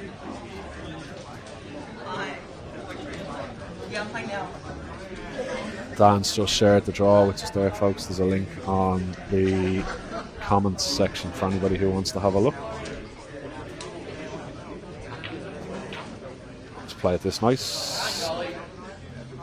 It's a beautiful angle, just to top through off the rail, leave himself 3/4 ball, say, in the yellow in the middle, just to float down for the black. Yeah. And I think we dare say it now, this should be all she wrote, yeah? Yeah. Because you have to remember too, commentator's curse isn't real. Well, I love a commentator's curse. It's caused a bit of drama, doesn't it? Right. Right, I'm going to say it. if Joel doesn't go out here You'll walk home. naked. All right, if that happens, guys, I'll get that up on my own stream. That'll be on Facebook, TikTok. For anybody who YouTube. wants to see, it will be the Melbourne, Geelong to Melbourne Road. What is it, Princess Highway or something? Yeah. It'll be that road anyway. But spare your judgment, guys. It is cold at the moment. But you're not going to see it. This should be it. The last time I said this, Dempsey missed. Oh, I think it was Dempsey. Actually, I done that in Nationals. I caused Dempsey to make the biggest mistake. And the Great biggest finish, Joel. letdown of the weekend. We don't get to see Mark Walker make it, but Sorry to disappoint. On the plus side, Joel has delivered, and now I might go have a quick break, see if I can get myself some food. Yeah, I'm going to do the same, folks. Great to talk you through the latter end of that game. So yeah, we're going to shut the stream down. Thank you guys for tuning in, and when the next match is about to start.